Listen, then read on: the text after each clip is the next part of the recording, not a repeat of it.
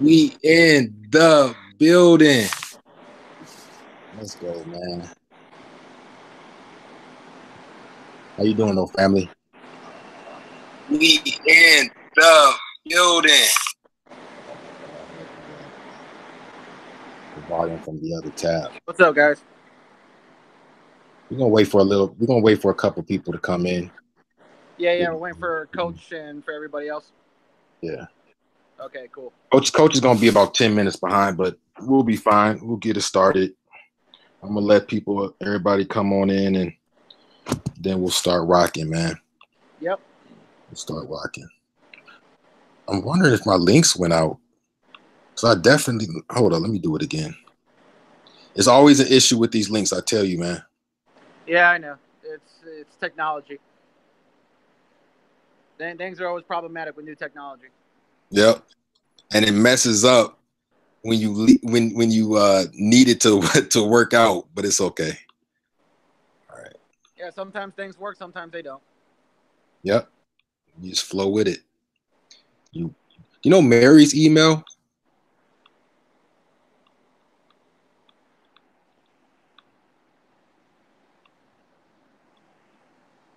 Okay, I sent out the links again. Let me look at who we got in here, man. 4 people watching. Okay. Hey, so did you hear about this Ben Askren guy?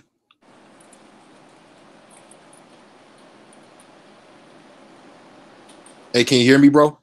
Jensen. What's up? Did you hear about the UFC trying to trade Mighty Mouse?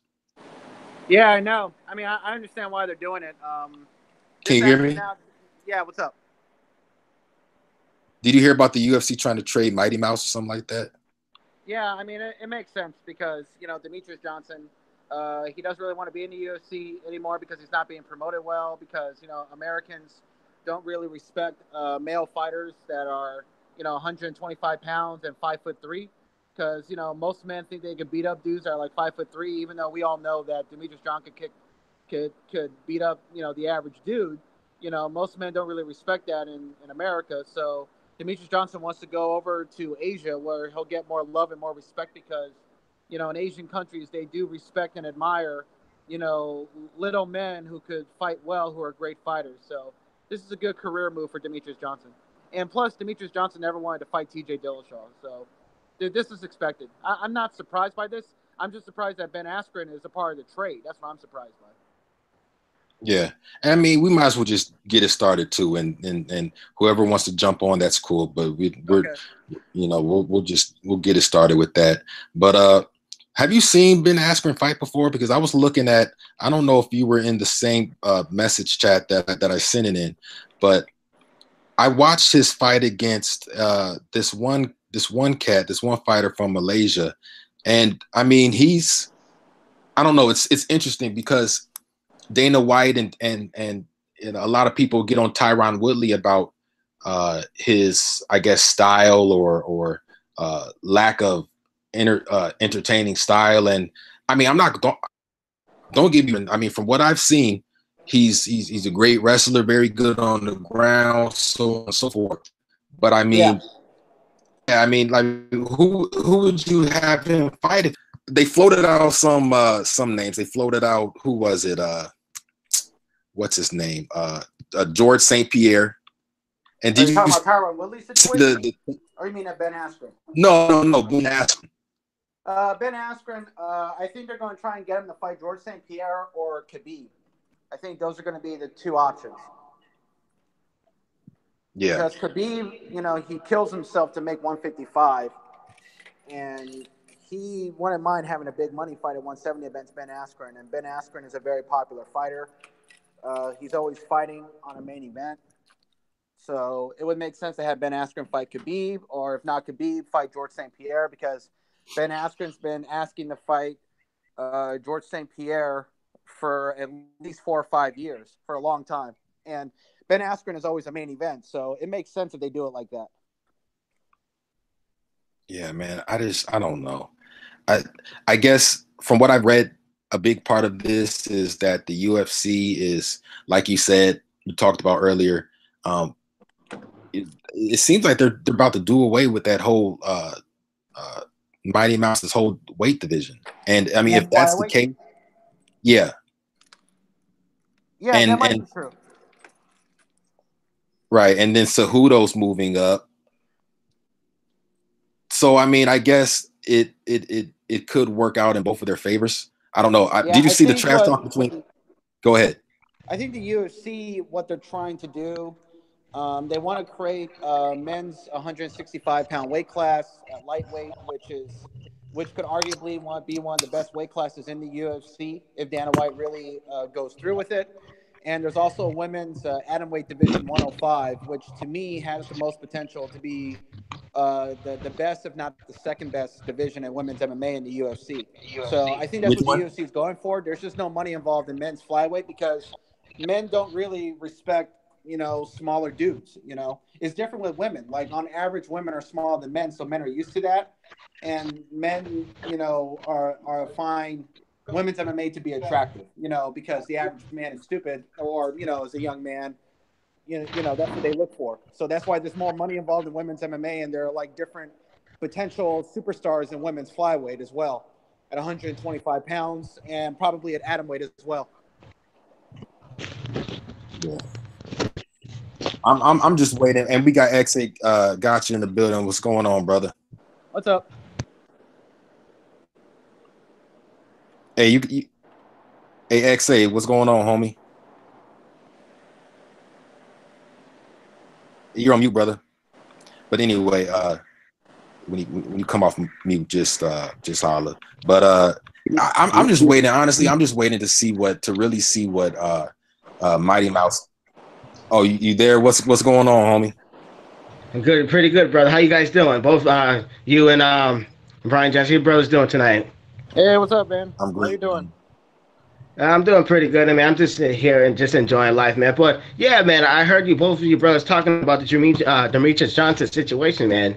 Why is the UFC doing this to Demetrius Johnson? I mean, he's pretty much the best flyweight in the division. Why is he trading him to ONE FC for Ben Askren?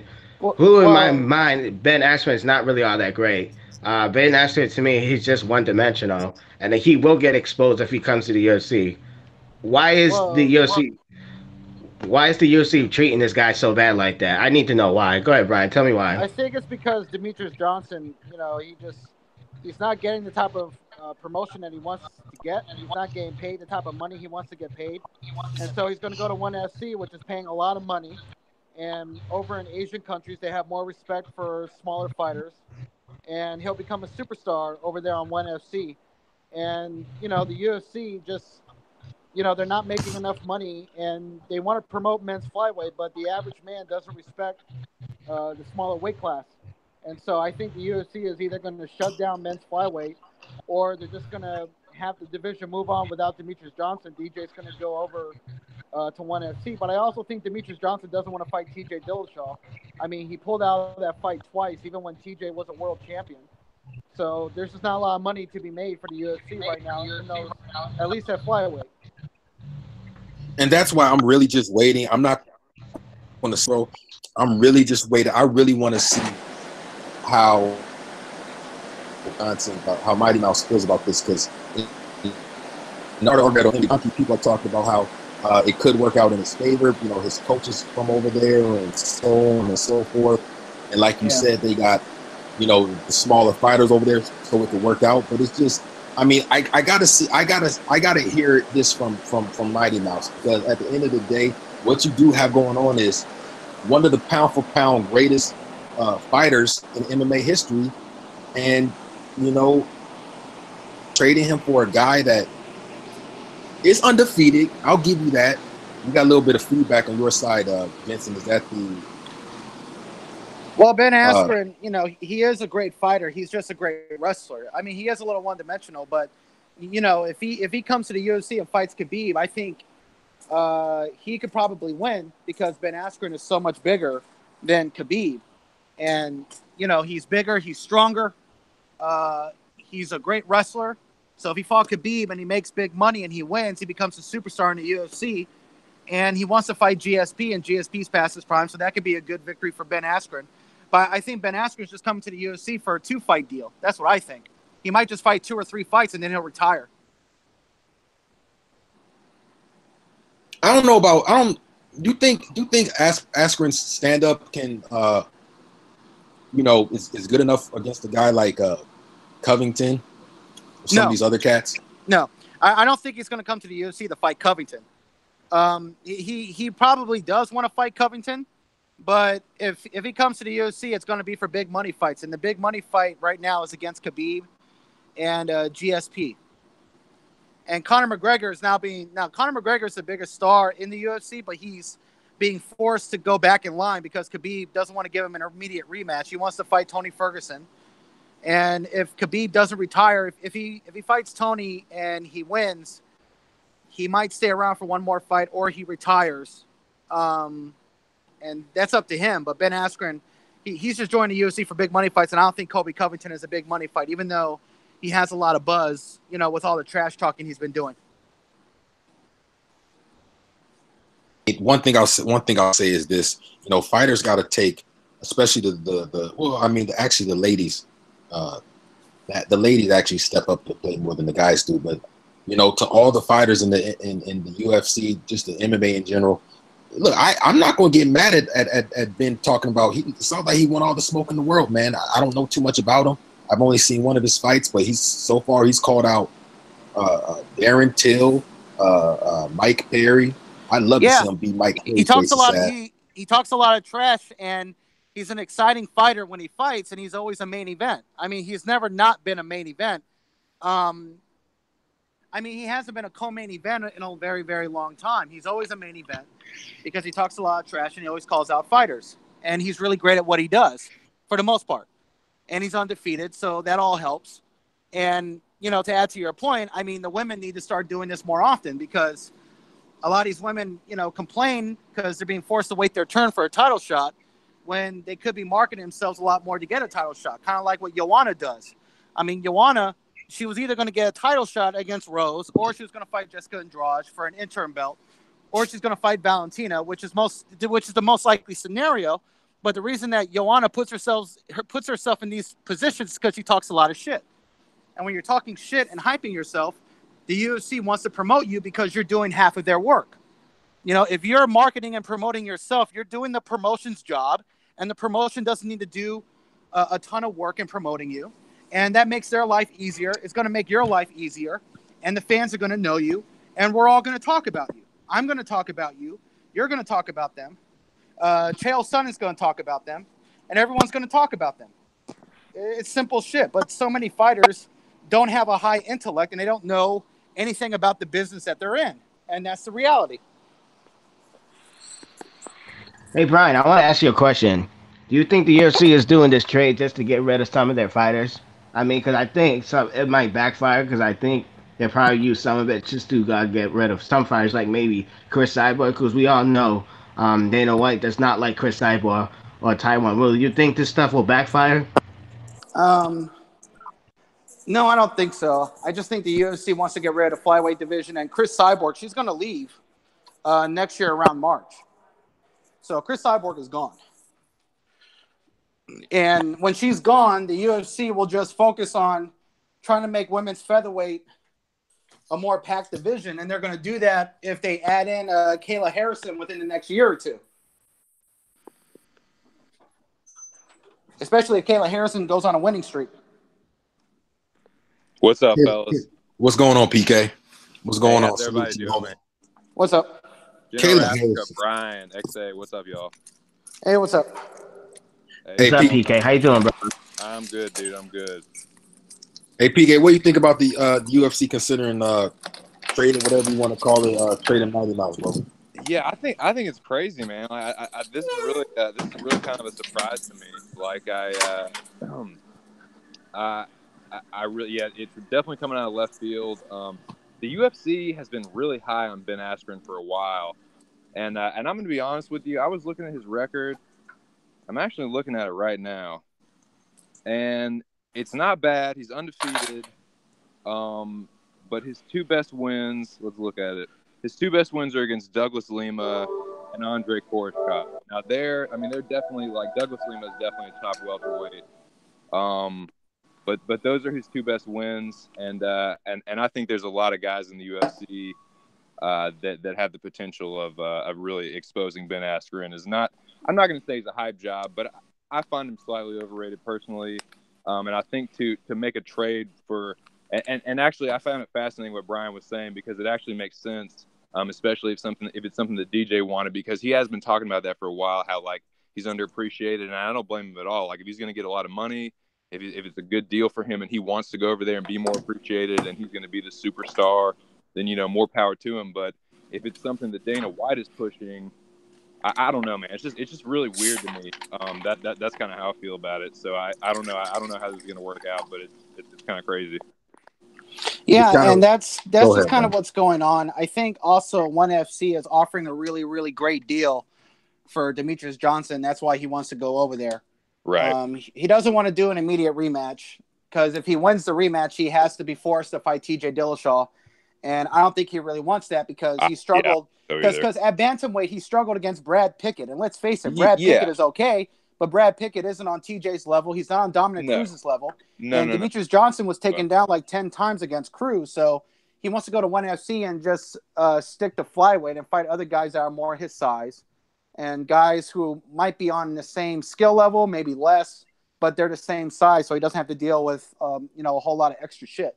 But ONE FC is paying a lot of money for fighters. ONE FC is kind of doing what the Zone is doing right now in boxing, where they're handing out these $300 million contracts or $100 million contracts to get all this new talent a part of their streaming service, and ONE FC is starting to do that. And ONE FC gets a lot of viewers. Like one of my favorite boxers named Sorrung VCI, who destroyed Roman Gonzalez last year. Oh, yeah. Yeah, he fought on ONE FC this month, I think. It was this month he fought on ONE FC. He's the Thai boxer, right? Yeah, he's from Thailand. He's a boxer. He used to be a Muay Thai fighter, but now he's a full-time boxer. Yeah. His fight in October this month got over, I think, 24 or 25 million viewers in Asia. And so that's a lot of viewers that Demetrius Johnson could get, and he could become an international superstar, at least in Asia. And he could get so many viewers, and people could just be, really marvel at his skill level. Yeah, totally. It makes sense. Yeah, so I think that's what he's going to do. The thing is, get paid more. Ben Askren is 34. How old is Mighty Mouse? He's 30 or 29. Oh, okay. He's not that old. I mean, the thing is, I guess my thought with this is, I don't think it could work out. It could definitely work out in favor of Mighty Mouse. I don't see the UFC just getting too much out of this. And at the same time, I mean, this dude, he was already ready to retire. So I mean, if he does fight in the UFC, it's not going to be too much. I don't see him fighting more than maybe 2 times. Yeah. Yeah. The other thing is, sorry, I didn't mean to cut you off, Jurafka, but the other thing is, like, if he loses and that undefeated that O goes, that's kind of a lot of Ben Askren's mystique, in my opinion, is like the fact that he's undefeated. I mean, it's not all of it. He's definitely skilled. He's definitely an elite wrestler. But if he loses, man, and especially if he gets knocked out in like one of his first couple UFC fights, I mean, it's definitely going to look like, especially if it's something that Mighty Mouse, if it's a lucrative deal for Mighty Mouse and he comes out, on top of it, that the UFC is going to look really fucking stupid for that, Yeah, and Demetrius Johnson has like another good 5 years left in his career. Oh, yeah. Ben Askren probably has a few more years, but yeah, Ben Askren, that's why I think his first fight might be against Khabib, because Khabib's not an easy fight, but he's a smaller fighter. Yeah. So that could be his first fight. We got Genesis Green in the building. What's going on, sis? And we got Dennis Espinoza. What's going on, bro? I don't have the sound. I don't have the sound with me right now. What's going on, y'all? What's up, Genesis? How's it going? By the way, Demetrius Johnson is 32 years old. Okay, so he's not bad. Yeah, so he has like a good 3-4 years left in his career. He actually got more than it. Yeah, he definitely might, depending on how he takes care of himself. But let me get your takes care of himself. Yeah, let me get your thoughts on the move. Just what you think about it, Genesis, on the potential of the move. I don't know. I think it's amazing. The UFC has become fucking trash, really. They just do people any kind of way. So I mean, if you're gonna go somewhere else where you're gonna be, treated well and the compensation is better and everything, why not? Why Yeah, I not? mean, do you think? I mean, who do you think gets who gets the best out of this deal between one, I guess it's called, and or the UFC? That part I'm not sure about. Yeah, that part I'm not too sure about. Okay. That's that's always fun. I mean, shoot, I mean, nobody, you can't really predict it. We got my boy Coach in the building. What's going on, Coach? Let me go to you, Dennis. What are your initial thoughts on this move? Coach, On the salute. potential of this move. You there, Dennis?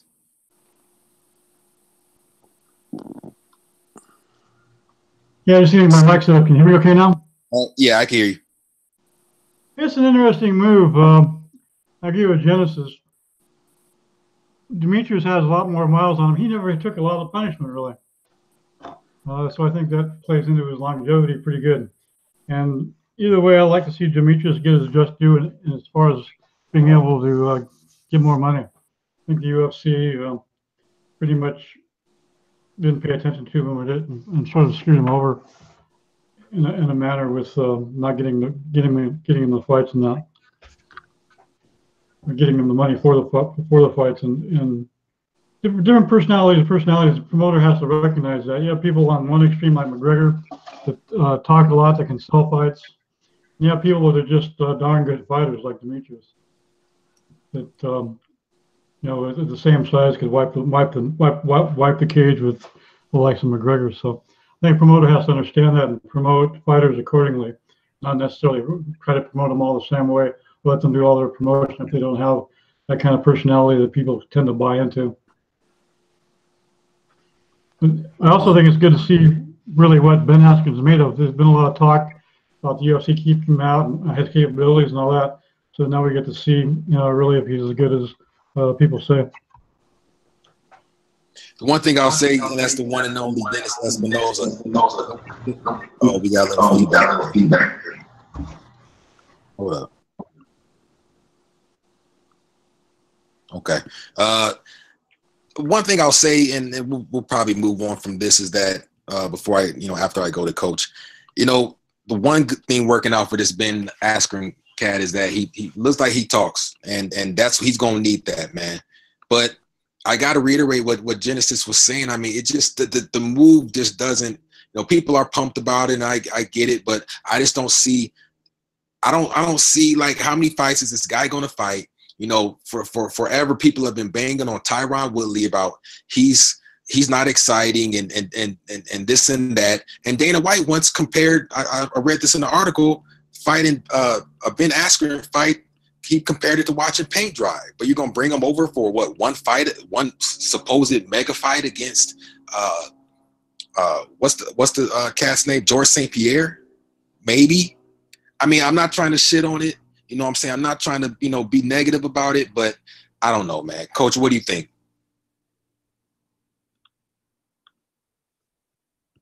Okay, sorry, yeah, man. That microphone don't come off so quick. I'm gonna tell you, man. I know people going like, no, he not. I'm actually a Ben Askren fan. But to trade, like, when the hell did the UFC start trading fighters? Like, what the heck? Okay, okay, maybe they trading contracts. I mean, God, dog. So the UFC is trading mofos. The UFC trade motherfuckers from organization to organization. How they gonna get rid of Mighty Mouse? I'm gonna tell you something, man. If I had a no love list for the guys, y'all, honestly, Demetrius Mighty Mouse Johnson, he would definitely be, man. He'd be at the top of the list, man. It'll be between him and Demetrius, probably him and no, I think Demetrius probably be it, man. I think Demetrius will be at the top of the list, man.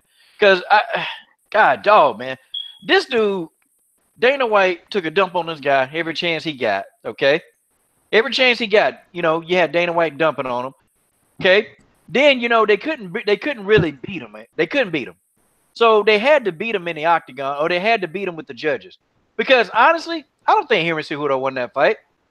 I thought Demetrius Johnson did enough to win the fight. I'm just saying, man. I'm just saying. Okay. But I'm gonna tell you, man, I like Ben Askren, man. And I hate that he gotta be in the middle. Because if I'm Ben Askren, if it's an opportunity, I'm gonna go ahead and I take the opportunity, okay? That's just me. I take the opportunity and I go do it. Yeah, people don't like Ben Askren. People don't like GSP. See, I'm a fan of the grappler, okay? I'm a fan of these guys that know how to wrestle, okay? I'm a huge fan of those guys. To me, when I see two guys, they say, man, they just boring and they wrestling to death. What I do is I'm looking at skill sets, man. I'm looking at, who can hold that half guard, who can hold a half mount, okay? I'm looking at, who's going to try to get that, who's going to try to, and let's see how fast he can transition. Let's see if he can get into a rear naked choke. Okay, I've seen Ben Askren, do a couple of omoplatas, man, and them damn things hurt, man. That thing feel like it's tearing your shoulder out of socket. I've seen him do that, man. The guy is a very skillful wrestler. Like, see me, I like wrestlers that I'm looking at what they doing on the ground. Right. Okay, I'm looking at I'm looking at that even some of the Ostegaris or the Tano Ostis. I'm looking at those things like that, man. To see like what is he doing to take these people down? Is he doing a double leg? Is he doing a single leg? Okay. I mean, is he doing Ostegar? Like, what is he doing to take these people down? See, I'm a Ben Askren fan. I like Ben Askren. I like the way he's talking. I like that he talks cold shit, man. I love that. Coach, he reminds me of. But he ain't afraid, man. He not afraid to take a fight, man. So really, I want to see how he matches up against the UFC talent.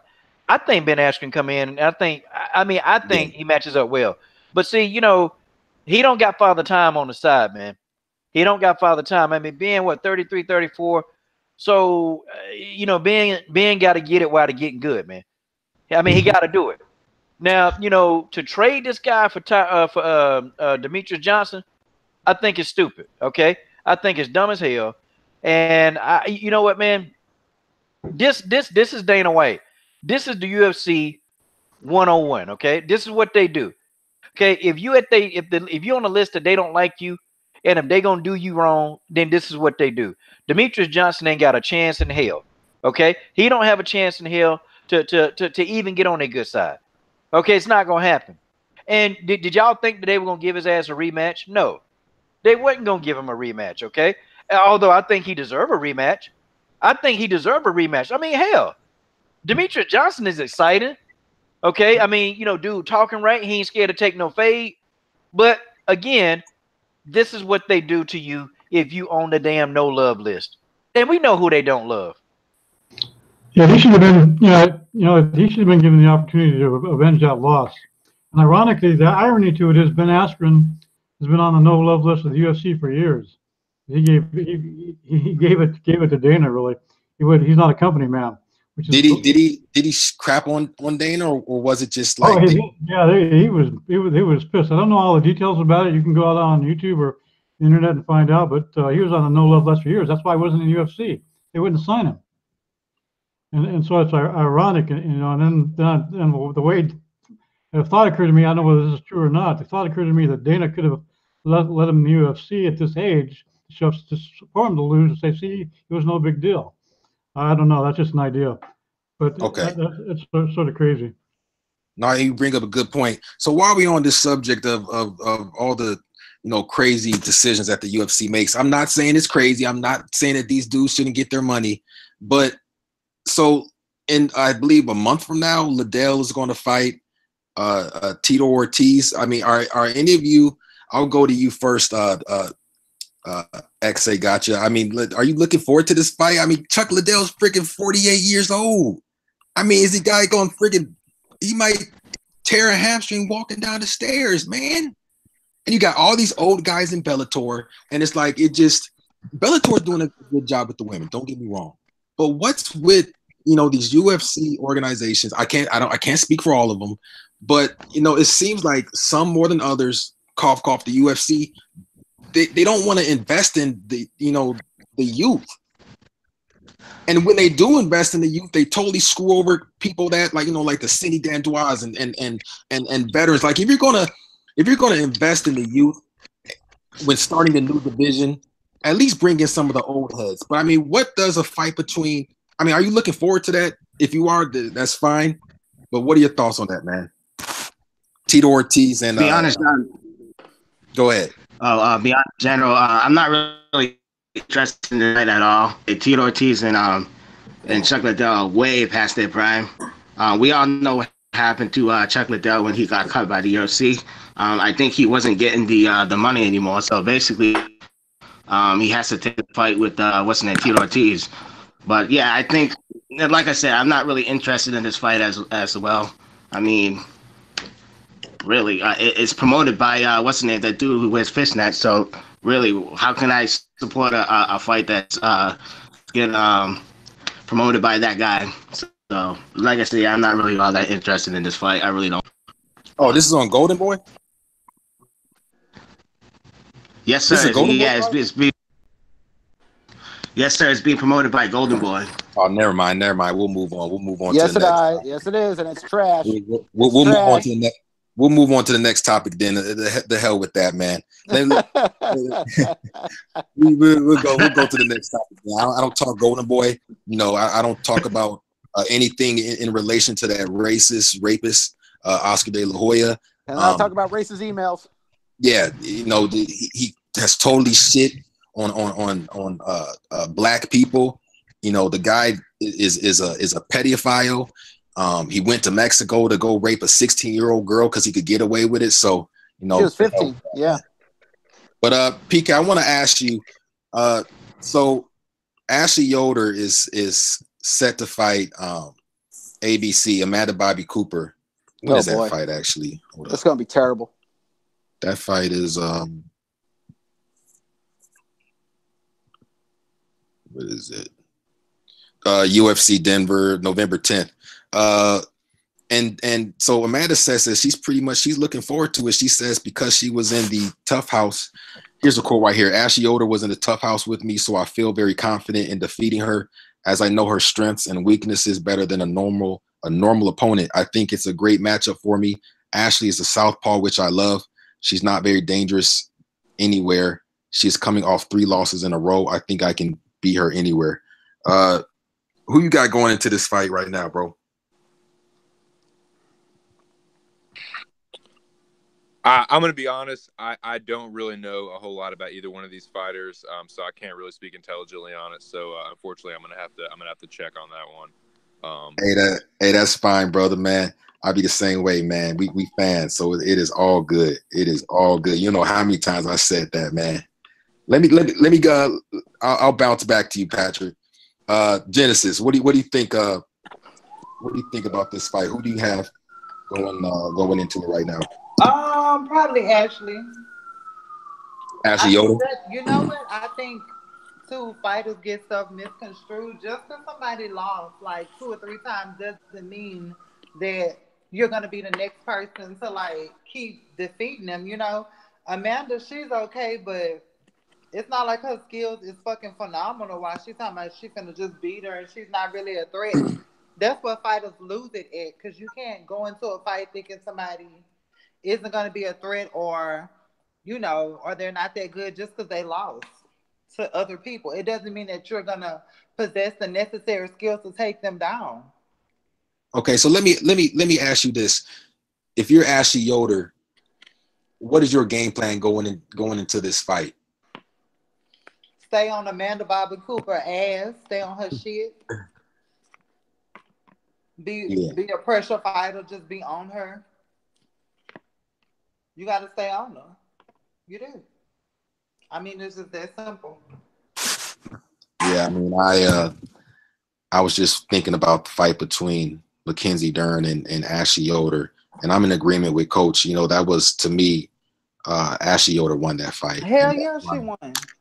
Yeah, and that's part of the reason why I think I got Ashley Yoder right now. It's just something about Amanda Bobby Cooper, man. I'm a fan of hers. I ain't gonna stop. I'm a fan of her. I like her. She's tough, rugged. She know how to talk that good shit. But the last few fights, man, it just seemed like she been off, man. Let me go to who we got here. Let me go to you, Jensen. If you're Ashley Yoder, what kind of game plan you got going into this fight, man? Well, I think Ashley Yoder is going to win. I mean, her stand up and her striking is not great, but I think it's good enough to beat Amanda Bobby Cooper. I think if she just works behind her jab, everything will work out because Amanda Bobby Cooper doesn't have any real skill set at all. Like, she's terrible. So I think Yoder's going to win unless she doesn't train at all for this fight. All right, what about you, Dennis? Neither one of the resumes is really all that good. I'll have to go with Yoder marginally. What is it about Yoder that you think she has the edge in this fight? Oh, her fight with Mackenzie Dern.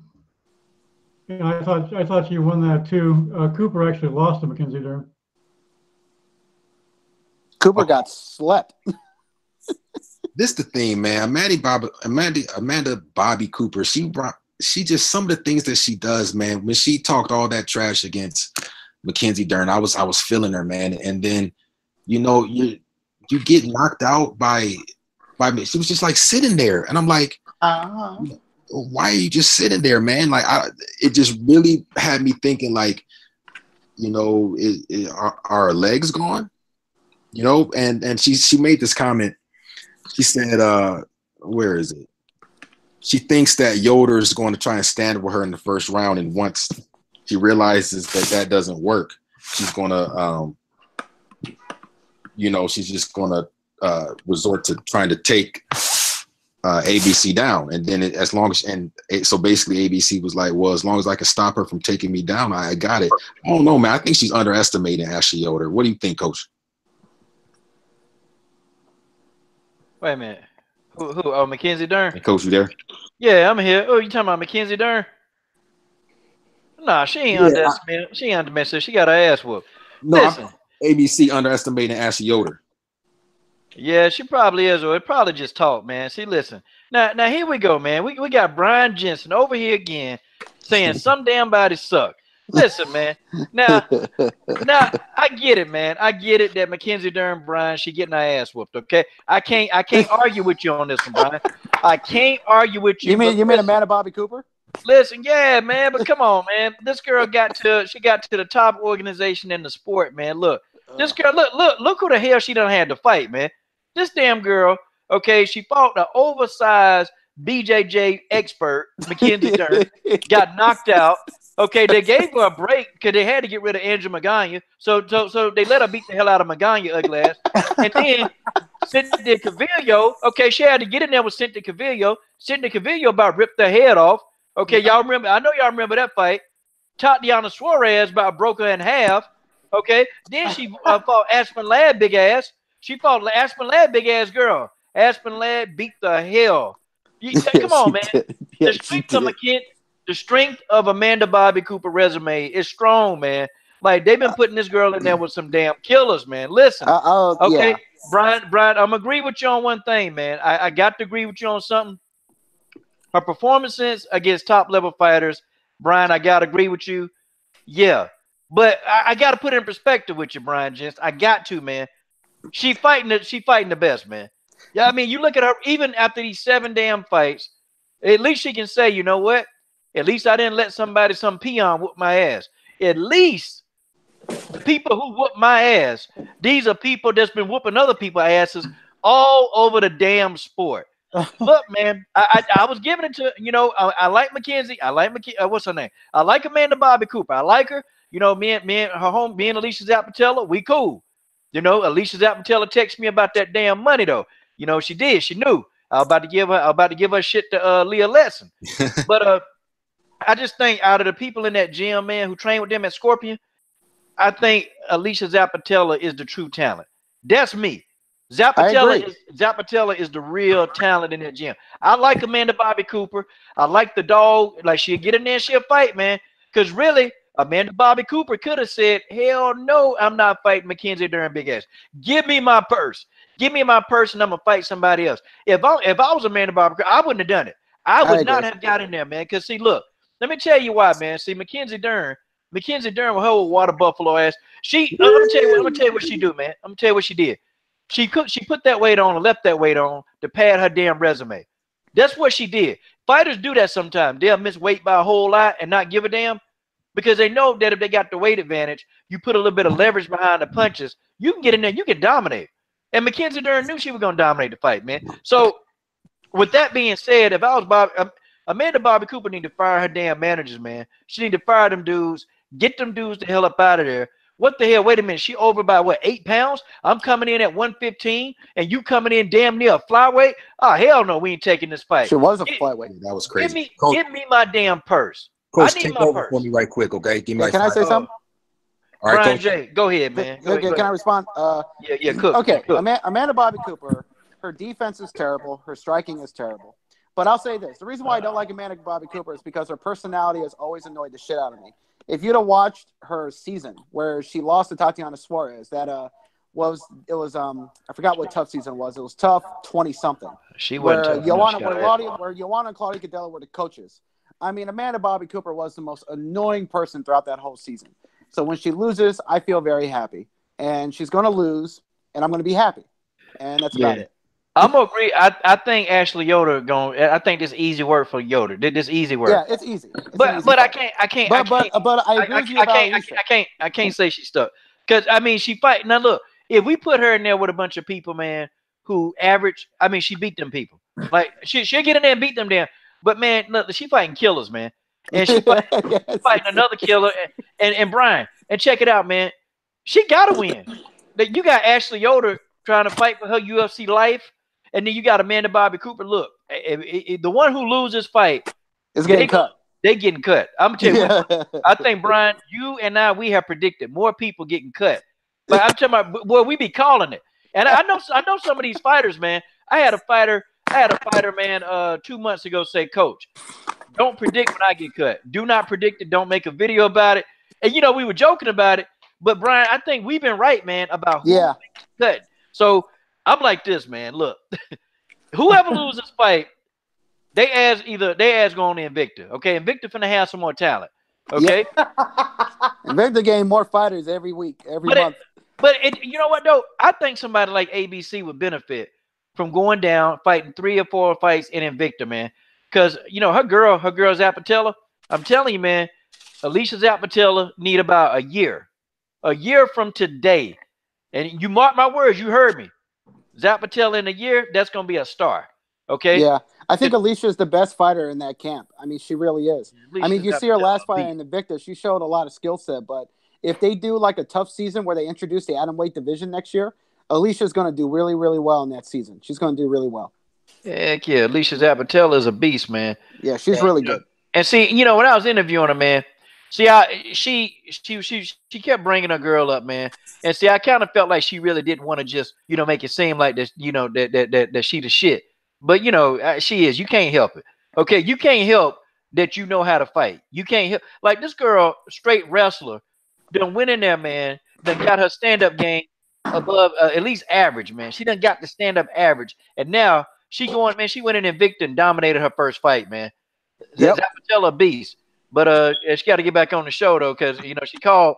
She texted me about that damn money. That was funny as hell, man. Yeah, a lot of the issues she had in the amateurs have been fixed. You know, a lot of her problems have been fixed. So she's going to be so good a year from now. She's going to be a lot better.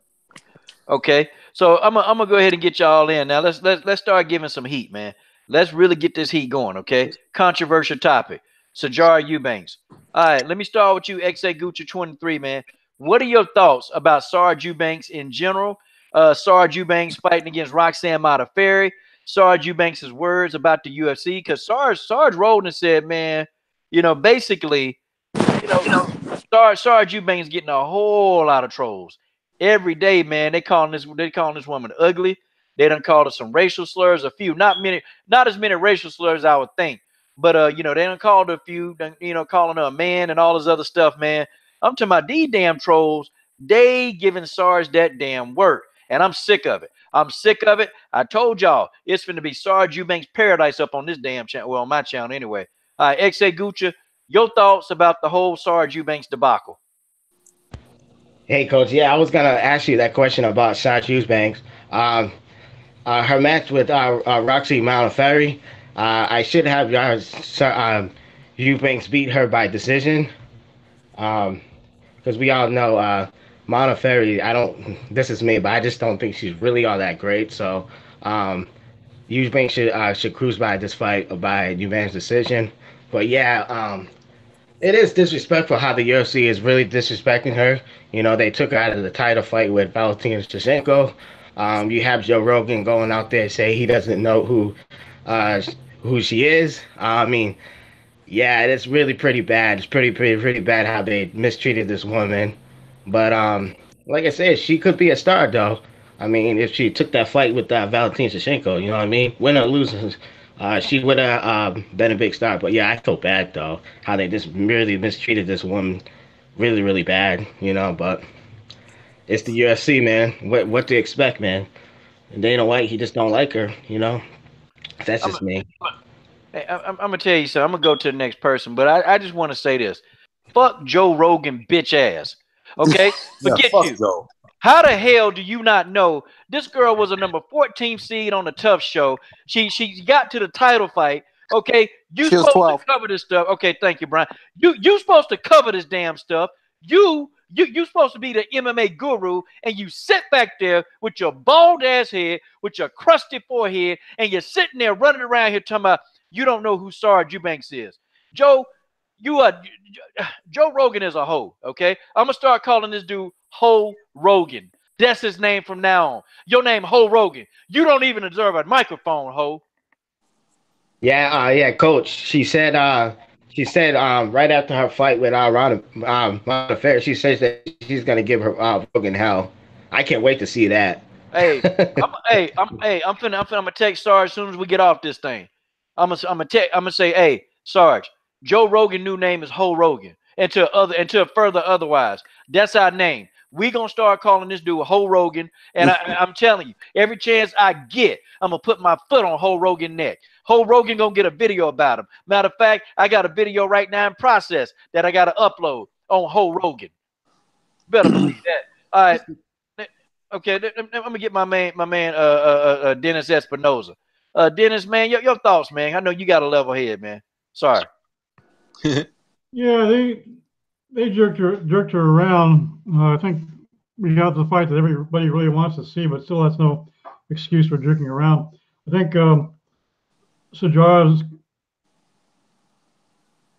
is good. It's good to look at Tony Ferguson's mindset.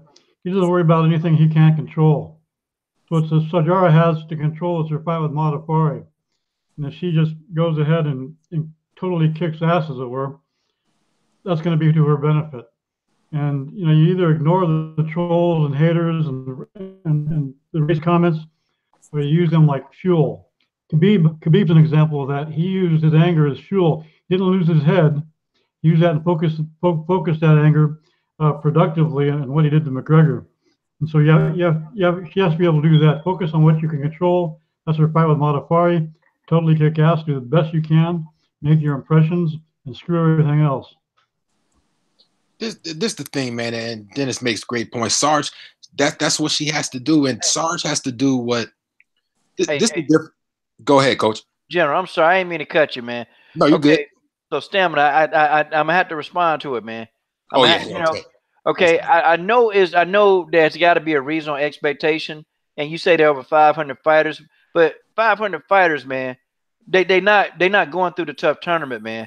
And I'm talking about not going through the tournament, I'm talking about running through people. Okay, I'm talking about annihilating that tough tournament, man. The tough tournament is viewed worldwide. Okay, it's viewed worldwide. Ho Rogan should have known who the hell Sarge Eubanks is, but I tell you what, after a whole year of building up Sarge Eubanks, Ho Rogan gonna know who that is. I mean, and this is the thing, you know, if I know who Sarge Eubanks is, if all of us know who Sarge Eubanks is, then Joe Rogan needs to know who Sarge Eubanks is. I mean, that's just it. She was in a tough house. She was knocking people out with head kicks, and you don't know who she is. You know, forget, okay, you know, her last fight, she got a victory, okay? She got a victory, and what was it? Clifton said that they know she's going to be a star. No, she might be a star. Listen, she has everything that it takes to be a star. everything that it takes. And one thing that she has that Nico doesn't is she's not afraid to get in there, and she's not afraid to fight the best, man. She called out Valentina Shevchenko. That's why I got love for Liz Carmouche. At least she's willing to call out the best. All of these other fighters are scared. They're running away. They don't want to talk. They want to be try to be nice. Sarge isn't trying to do that. She wants to fight the best, and that's why I think she will ultimately be a star. And with all this hate that she's getting, she needs to just let it fuel you, girl. Just keep on staying focused. Keep on let that inspire you and motivate you to go forward, man. That's all it's going to take, man. You know, this girl was, you know, lights out in that tournament. She made a mistake. She missed weight. Well, guess what? She made weight her last fight, and I believe she's going to make weight this fight. And it's going up from here, man. I'm going to, you know, beat the drums. I'm going to rock with Sarge Eubanks till the wheels fall off. I'm going to do video after video after video, man. If Joe Rogan doesn't know who she is, he's going to know now. That's for damn sure. So well said, General. Well said, brother. I think also the issue is that, you know, people don't really watch tough like they used to, but he's going to know what Sajara is. Sajara is going to beat Roxanne probably easier than she did the first time because she dominated her on the tough show in the tough tournament. I think Sajara is going to do it again. The thing, if Joe Rogan knew who Nico Montano is, you telling me that he doesn't know? And he's like, oh, I don't mean any offense, but a lot of times when somebody, not all the time. Exactly, dude. A lot of times you say, well, I don't no offense or anything. Man, get the hell out of here, dude. He was trying Joe Rogan's a fucking dickhead, man. Yeah, I've been gradually losing respect for Joe Rogan. Like the more that comes out of his mouth, man. I mean, it wasn't just that he said he didn't know who she was. It was the tone that he used, man. Yeah, he was very disrespectful, dude. And like you said, dude, if we know who she is, he should fucking know who she is, man. And I think he's just full of shit. And dude. let's go deeper. Oh, I'm sorry. Nah, it's just ridiculous, man. And Coach, man, shout out to Coach Shelton Harrison. I didn't get a chance to say what's up, man. How you doing, Coach? PK, man, what's going on, PK? How you doing, Same man? old thing. Hey, man, let's get deeper into this. I'm gonna keep it real with y'all. Joe Rogan is intimidated by a strong woman. That's why he was saying all that stuff about Cyborg. Yeah, Rogan, I get it. People heckling you and stuff, but I've seen how you responded to certain females. Yeah. You know, if somebody heckles you, it's fair game. I get it, but I've seen it. That's why Joe Rogan said that. You know, was saying about Cyborg cutting off her genitals and stuff like that. You're sick, dude. You're sick.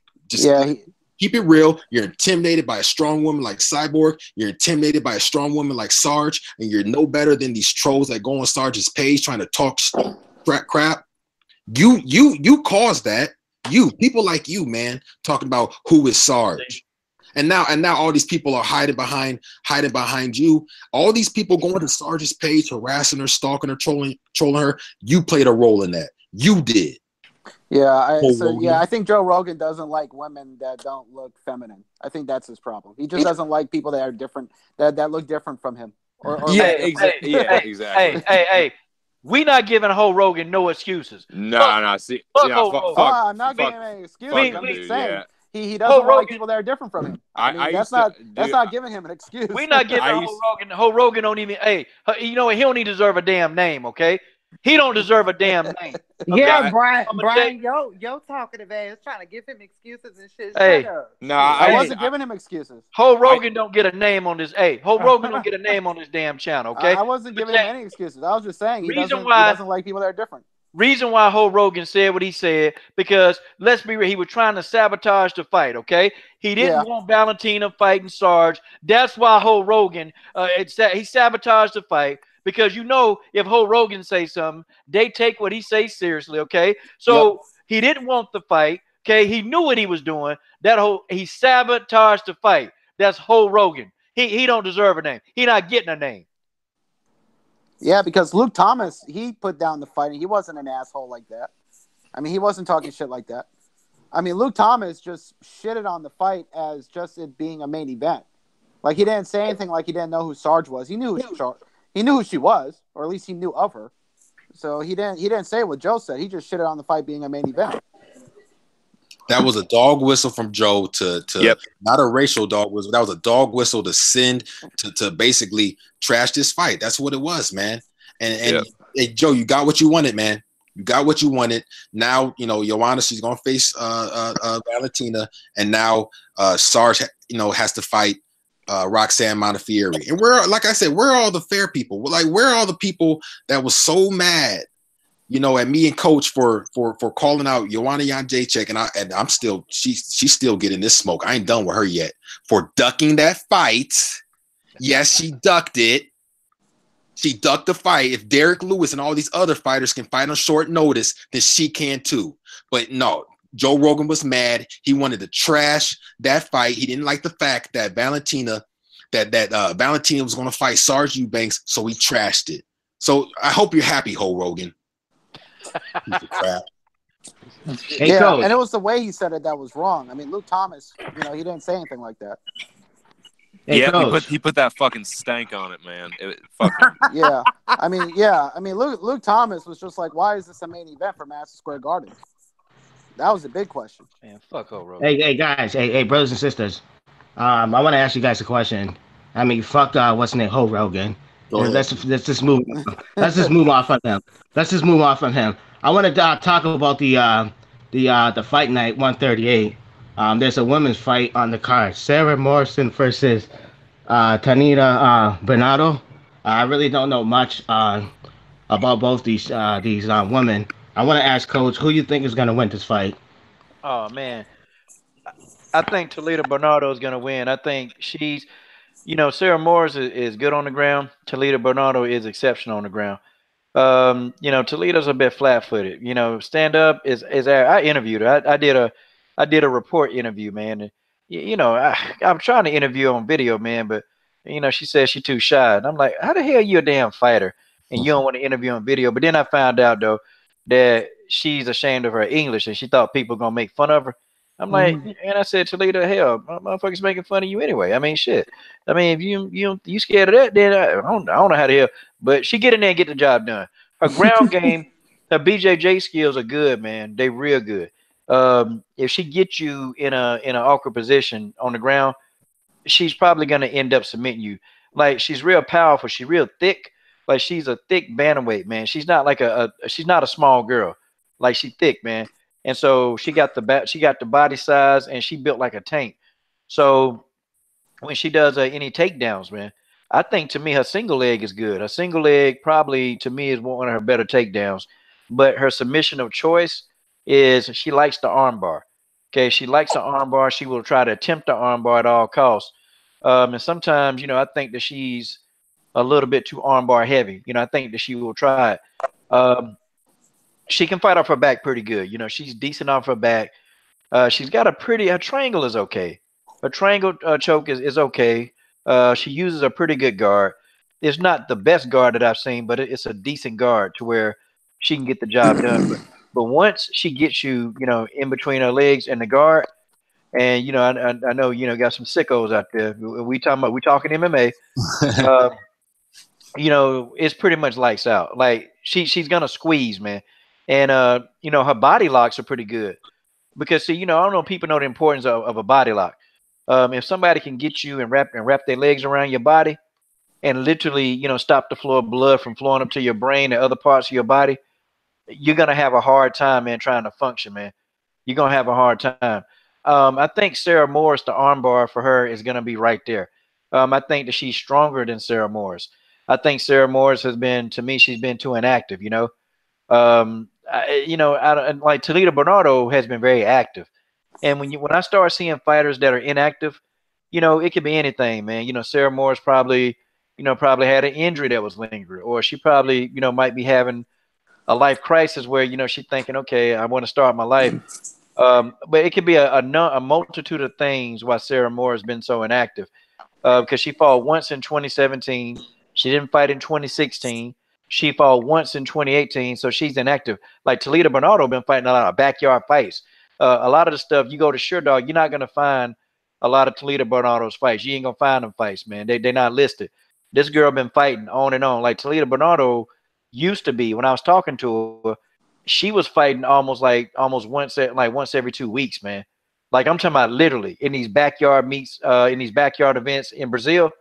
I mean, she was fighting all the time. This girl, she got a ton of fights, man. And BJJ, she got a ton of BJJ tournaments. Like she's no joke. Her stand-up though, if Sarah Morris wants to try to win this fight, she's gonna have to keep the fight standing. Talita Bernardo, her striking is not that great. Matter of fact, it's not good at all. I told her this too. I told her, I was like, yeah, I think your ground, everything is good, but I just when she strikes, man, she's so flat-footed. Like she don't move like you can see somebody like Valentina. She can pivot on the balls of her feet. Valentina can change angles. Valentina can do a lot of stuff. Marion Renaud can change angles. But Talita Bernardo, she's back and forth. Like she don't know how to slip a punch. She don't know how to move that head. It's not natural to her. So, it's the fight. If it stays standing, I'm gonna favor Morris, but I doubt that this fight gonna stay standing. Talita Bernardo is very explosive, man. And see, she's gonna slip up under Sarah Morris's weak punches or weak kicks, and Sarah Morris, her ass finna go for the ride. Okay, Sarah Morris is gonna go for that damn ride, and that's just how it is. Okay, that's my synopsis of the fight. I think she's gonna get in there and whoop Sarah's ass. Okay, and Coach, let me piggyback off of that. I totally agree with you. Sarah Morris, she's a good fighter, but the way that she kind of plods around and Talita Bernardo, she's kind of flat-footed. I mean, Sarah Morris, she's like the definition of flat-footed in my opinion. And like you said, you brought up the inactivity. Like you said, this woman, Talita Bernardo, she's been in so many fights that we don't even see. It's not on Sherdog. People always want to talk about Sherdog and all these other. Not every fight's going to be on Sherdog. And you look at some of her Bernardo's opponents. You look at Marion Renaud. You look at Irene Aldana. She's going to be really, real good. I see Sarah Morris getting dog walked, man. See, I don't think Sarah when she was on the Tough Show, man. Sarah remind me of one of them women, man. Yeah, I ain't picking on her. She remind me of one of them women because she kept trying to challenge these dudes, man. Well, they just be sitting there and she be wanting to wrestle them thinking that, okay, I can overpower you. Okay, I'm a female, but I can do what you do type. And, Sarah Morris be the one, man. They'll be at a bar some damn where and two dudes start trying to fight. Sarah Morris will walk over there thinking she and then she got her ass knocked out. That's what happened. Sarah Morris got laid out because then when the dude kept pinning her, man, she started getting mad. Like, what the fuck you mad for? Ain't nobody tell you to take your silly, goofy ass over there trying to wrestle. You going to wrestle a guy that can wrestle who outweigh you by 40 pounds, and you surprised that you got slammed. Like, God dog, girl, come on, stop it. She was the one that was always trying to wrestle the guys and all that stuff? Yeah, I'm like, cheesecake, cheesecake, you don't sit your ass down somewhere and act like you got some sense. Okay. Your goofy ass down. Sarah Morris, she's one of those people that she'll be playing like play fighting with you, then she'll just get mad. Like, why you getting mad? Like, what? Yeah, she'll be the one in the gym, man. You sparring, man, and y'all, you ain't even hitting her hard, but you piece her up real good. Man, she'll get mad, take the headgear off, and start. Hey, well, if this was MMA, I'd kick your ass. Come on, sit your ass down. Like, that kind of person. Yeah, so y'all can just jump in, man. Whoever wants to. I think Sarah Morris. Anybody but Brian Jensen. Shit. God dog. Brian Jensen. I haven't talked for 10 minutes. Well, go ahead, Genesis. Shit. God, go ahead, Brian. Fuck. Okay. Well, ladies first. Hey, she treated your ass. She said, tell him. No, ladies first. You go ahead. No, I want to hear what the fuck you got to say. Brian, you know what, Brian? I'm just fucking with you. I like you. I understand. But you do talk a lot. God damn, motherfucker, you should have been a reporter. For the Channel 12 News. Shit, you have a rebuttal? I want to be sexist. You should have been a woman.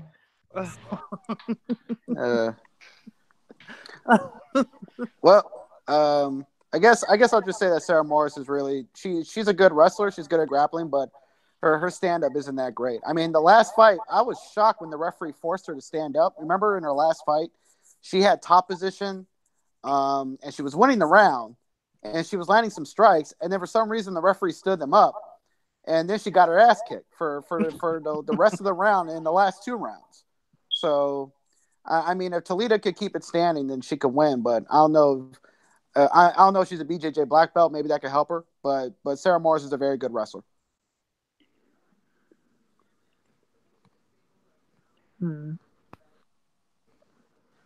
Anybody else? They quiet today. What do you think, Genesis? I kind of agree with him. I don't think she gonna really want to stand her ass like to lay on the floor and shit. So she'll take it to the ground. She likes to be on the ground. I'm not as familiar with Sarah Morris. Is she more of like a stand-up type fighter? Like, is she more rugged? So I saw some of it, but I forgot who it was. I saw one of her fights on MMA Core. Coach, like, what's Sarah's her main go-to? Sarah's a wrestler, man. She trying to get you to the ground, bro. Sarah ain't trying to stand up with nobody. Sarah get her ass whooped. That's why I keep telling y'all. But I think her stand up is better than Toledo's, because Toledo's, unless Toledo doing something different, unless she's doing something different that I don't really know about. I think Sarah Moore's got a little bit better stand up. Now, I think Toledo got better power, and I think Toledo her straight right hand is decent. But that's probably about all I can say, man. Yeah, man, her stand up ain't that great, man. It's just, it's not there. And she's still waiting on that article that I didn't write yet, man. Man, I'm gonna be honest. I've never not done I wrote the article for Veronica Patina, man, and that thing about driving me crazy, man. Like, damn, God, dog, what the hell? My fault. There was all that stuff going on here, y'all. You gotta cut that old shit off. Well, Genesis Green in the building. That's they're both fighting. What are some fights coming up? Hey, we know what? Hey, brothers and sisters, know what fight we should talk about? There's 2 things that we should talk about.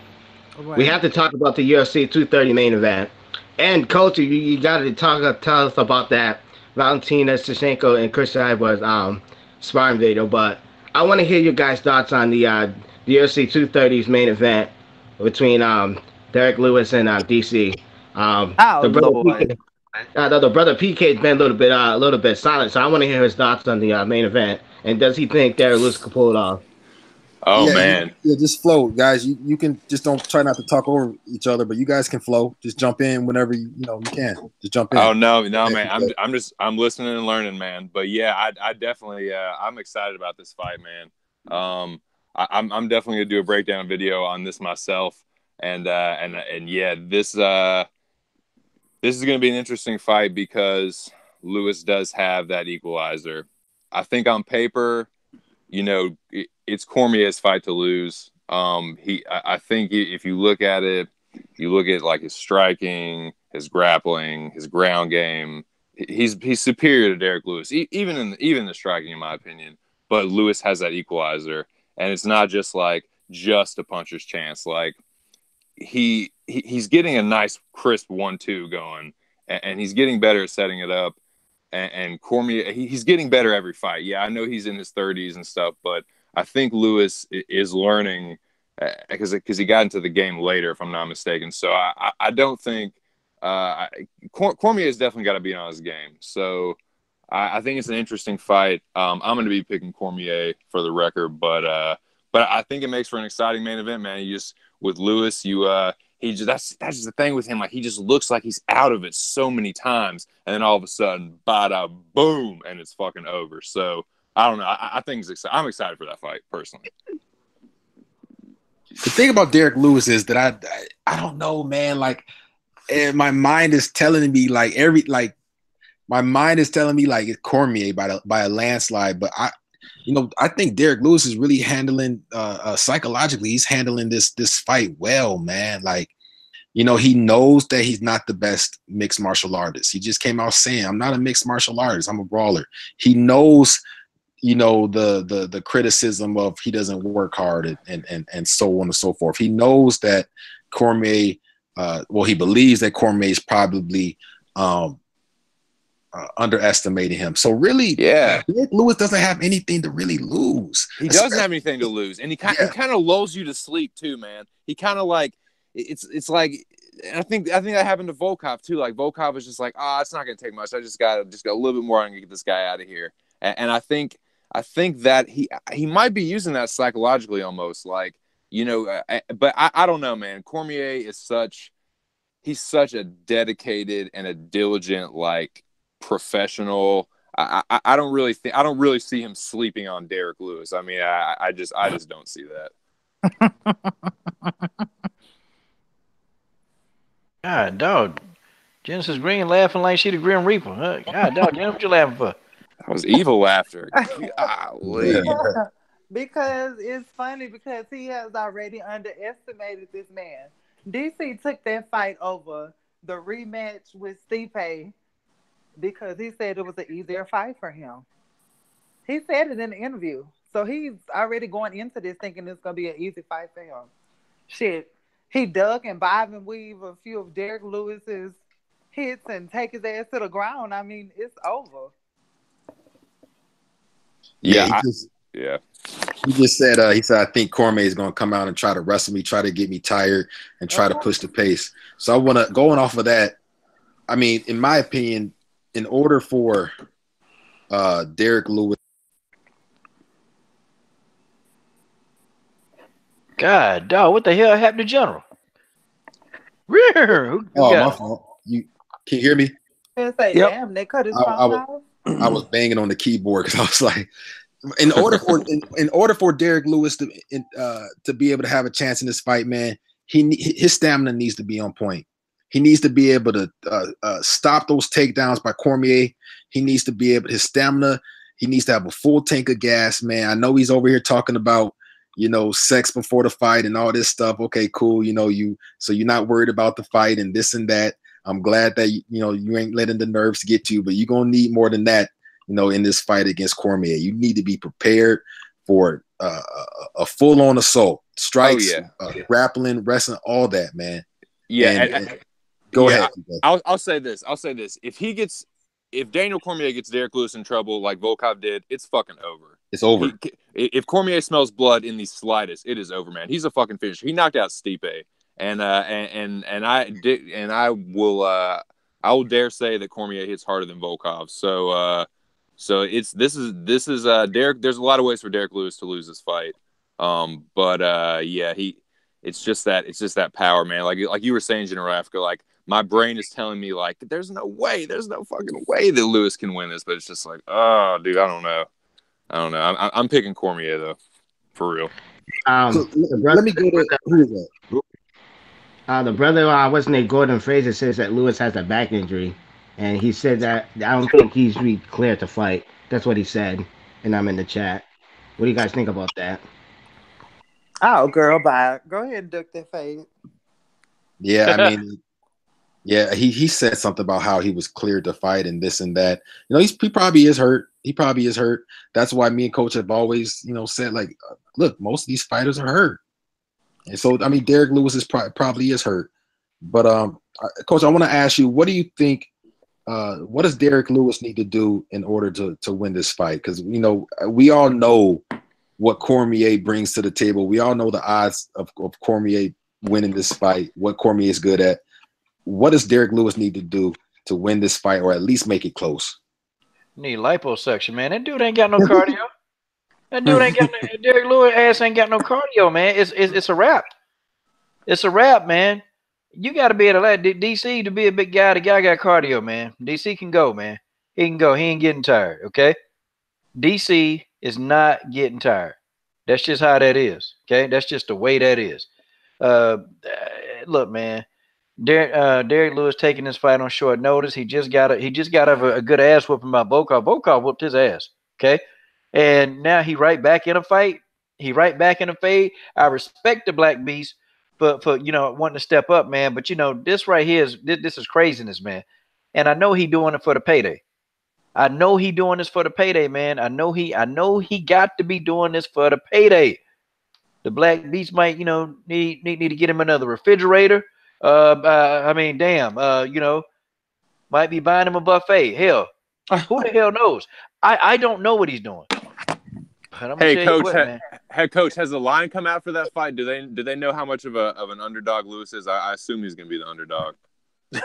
Of course. Yep. I was just curious. I don't know if He anybody probably knew. the underdog by 10,000%. And you know what? We from the same city, and I know exactly what gym and stuff he trained in. So I really want the best from him because we from the same city. But it's like, God damn, you're not even trying shit. It's hard for me to get behind him because it's just like after the performance that I just seen, I'm like, you really lost technically. I don't give a fuck about you knocking this man out. You got your ass beat up 3 rounds. You did. This is either going to be an enormous upset for Derek Lewis, or this is going to be a brutal ass kicking, man. That's how I'm like. I'm definitely like. I definitely had that feeling in the back of my mind, like this could be bad, man. But I want to get your opinion, Dennis, on what are your thoughts on the fight? Who do you think? Who do you got for it? What do you think Derek Lewis should do going into this fight against Cormier? What would you do if you were Derek Lewis about to fight friggin' DC, man, on short notice? Well, yeah, if my big thing was that big right hand, I wouldn't push for I wouldn't try to get that opportunity right off the bat. I'd buy my time, keep away. I'd even maybe fight like I did against Ngannou for a while, waiting for that opportunity. But I paced myself over a couple rounds. And I agree with the coach. It's a payday for Lewis, and I say fine. He deserves to take the money and run. He was looking for that, like he was like forcing that right hand. I was shocked when he got it at the end, and I was for sure that that fight was Volkov had that fight, in the bag, and then Volkov was just being stupid, man. DC's not going to do that. I don't see DC making the mistake that Volkov did, man. And I just hope, for the sake of Derek Lewis's health, that he comes in with the stamina. I mean, history says that he probably won't. History says he'll probably be trying to force that right hand. If he does either of those things, if he doesn't come in with stamina, if he tries to force that overhand right, it could be good night, man. What do you think, Jensen? And then we'll probably switch gears. So I know X say there was another fight. Quick, I think it'd be good for him to learn how to set up that right hand. I mean, you got to give him the best shot he can. I think in training, he needs to learn how to set up those punches. Well, he could do that by throwing the jab more. There's a lot of things he could do, but when you don't have stamina, you're not going to be throwing that many punches, and that's the problem. Stamina, everything comes off of stamina. The same thing in football. A tired team is a team that makes a lot of mistakes. So it's very similar to fighting, combat sports. You're going to make a lot of mistakes if you're tired. If you don't have the energy, you're going to make a lot of mistakes, man. And this isn't football in the sense where you make a mistake in the octagon or the ring, it's good night. Arm bar, whatever, knockout, TKO, it could be good night, man. What comes down for Lewis is the only way he'd win is, a tremendous amount of luck and a huge Hail Mary. Yeah. What do you think, Jensen? I think Derek Lewis has a puncher's chance. He's a great puncher. He's a great striker. It's just his all-around MMA skills is kind of lacking. He has a limited skill set, but yeah, I think if push comes to shove, I mean, we've seen him get gassed out and then come back and knock a guy out when he's losing a fight. That could happen if Daniel Cormier underestimates him and doesn't take him seriously. And he could get caught with stupid shit, and then Derek Lewis is the heavyweight champion of the world in the most shocking of circumstances. But yeah, I don't think Derek Lewis is going to win. I think he has a puncher's chance, and he's a really nice guy. He's a good guy, and I wish him all the best. Okay. I want to ask you guys, what's this stuff? Have you heard John Jones back running his mouth, man? Why don't he just he's talk about he thinks that he could box. I'm telling you guys right now, if John Jones went into the ring, he'd probably get his ass kicked, man. Oh yeah, against the top cruiserweights, of course. You know what? It's so funny that you said that because I just watched him tell Anthony Joshua that he want to box him. Bitch, are you stupid?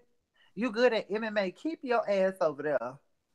I hate when MMA fighters they can box. It's a totally different aspect. It's different techniques to boxing. Totally different. That completely is not the different. same with, because see, with MMA, you don't have to have no fucking techniques to throw a strike. I mean, you're just throwing a strike because if your striking is bad, you can throw a jab here and grab somebody and throw them down. You cannot do that in boxing. Your footwork have to be right. You know, your leg work have to be together. You got to have certain type of head movements. So, I mean, he just sound real stupid. He'll get his ass knocked the fuck out. Yeah, John doesn't. He's a good striker and he improvises well, but most of his best strikes, let's be honest, they're his elbows and his knees. And they say that he's developed one-punch knockout power, and that may be true, but just because you have one-punch knockout power doesn't mean you're going to be able to implement that against a good boxer. I mean, could you imagine John Jones against Usyk? I mean, are we really being serious about that? Usyk would style, profile, and knock John Jones the fuck out. I'm sorry. Like, John Jones has no chance at heavyweight in boxing, and I don't think he has much of a chance as cruiserweight either. I think he's trying to get more attention. He's trying to take the heat off himself. Me personally, I don't know. I'm not.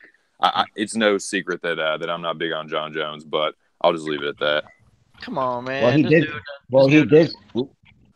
Oh, go ahead, man. I'm sorry. Well, he did say that. He said 2 years of training. I still think that's not enough for him to actually get on the elite of these boxers, man. I mean, like I say, he could get in the ring. Yeah, he could get in the ring with somebody who's not really well known, and that well known boxer will beat the shit out of Jones. So, yeah. Let me. Who was that? Actually, are you familiar with Alexander Gustafsson? Yeah, I'm familiar with Gustafsson. Be honest though, I'm not really much a big fan of Gustafsson. The reason why I'm not a big fan of him because really he's just only famous just for that John Jones fight, and also he's famous for getting his ass knocked out by Rumble. But yeah, I'm not much of a big fan of Gustafsson at all. I mean, to be honest though, he doesn't really deserve that title shot against John Jones. Like I said, the man is what? I don't know his record right now. If anybody wants to chip in and tell me what his record right now, his last record of the fights that he had. Gustafsson really doesn't have a bad record. He only has a few losses, and they're to top competition.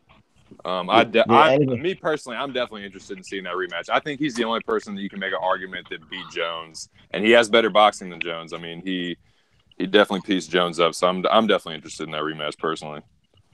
Yeah, his only losses are to DC.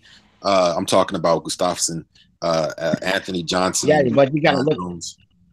Yeah, but you gotta look at it though. He beat old Glover Teixeira, and he beat some guy named Jan Bosakovic. I mean, those two wins should not guarantee him a title shot. I mean, then he was just injured. So why is this man getting a title shot? You know what I mean? Like I said, his losses came against. It's the story. It's the storyline from the first fight. Go ahead, PK. It's a storyline. It's a storyline from the first fight. I mean, you're right. I mean, there's definitely. Let me see if I can look at his record because, like, looking at light heavyweight over to Sarah and John whatever. Yeah. I mean, I like the fight. I like the rematch. I think it's good for, especially if Gustafsson is to beat Jones. I don't know, man. That's crazy. That sets up a crazy trilogy. And I think I don't know, like what did I'm trying to. Does anybody have the rankings? Does anybody have access to the light heavyweight rankings? I'd be interested to see like who is like what the rankings are and who, because like I know Ozdemir's up there. I'm not even that familiar with that. I ain't even gonna stunt. Yeah.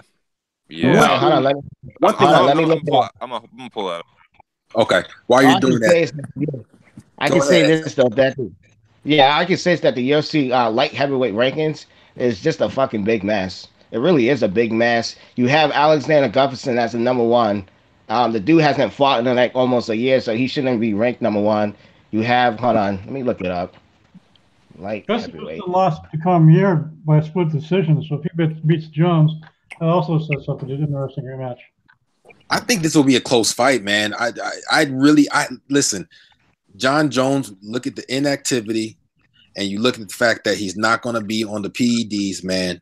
I mean, this could be this is a low key, man. I mean, I won't call it a make it or break it fight for John Jones, but you know, I don't know. I don't know how the public is really going to perceive a loss from John Jones if he loses, because John Jones has this weird thing where he's like the golden child. Like, not many brothers get that type of love that John Jones has gotten, and he's I'm really so glad you said that. Oh yeah, I mean they'll anoint one every once in a while, and John Jones is that guy, and he's just totally done his best to totally just throw it all in the trash, man. I mean, not many brothers get that opportunity.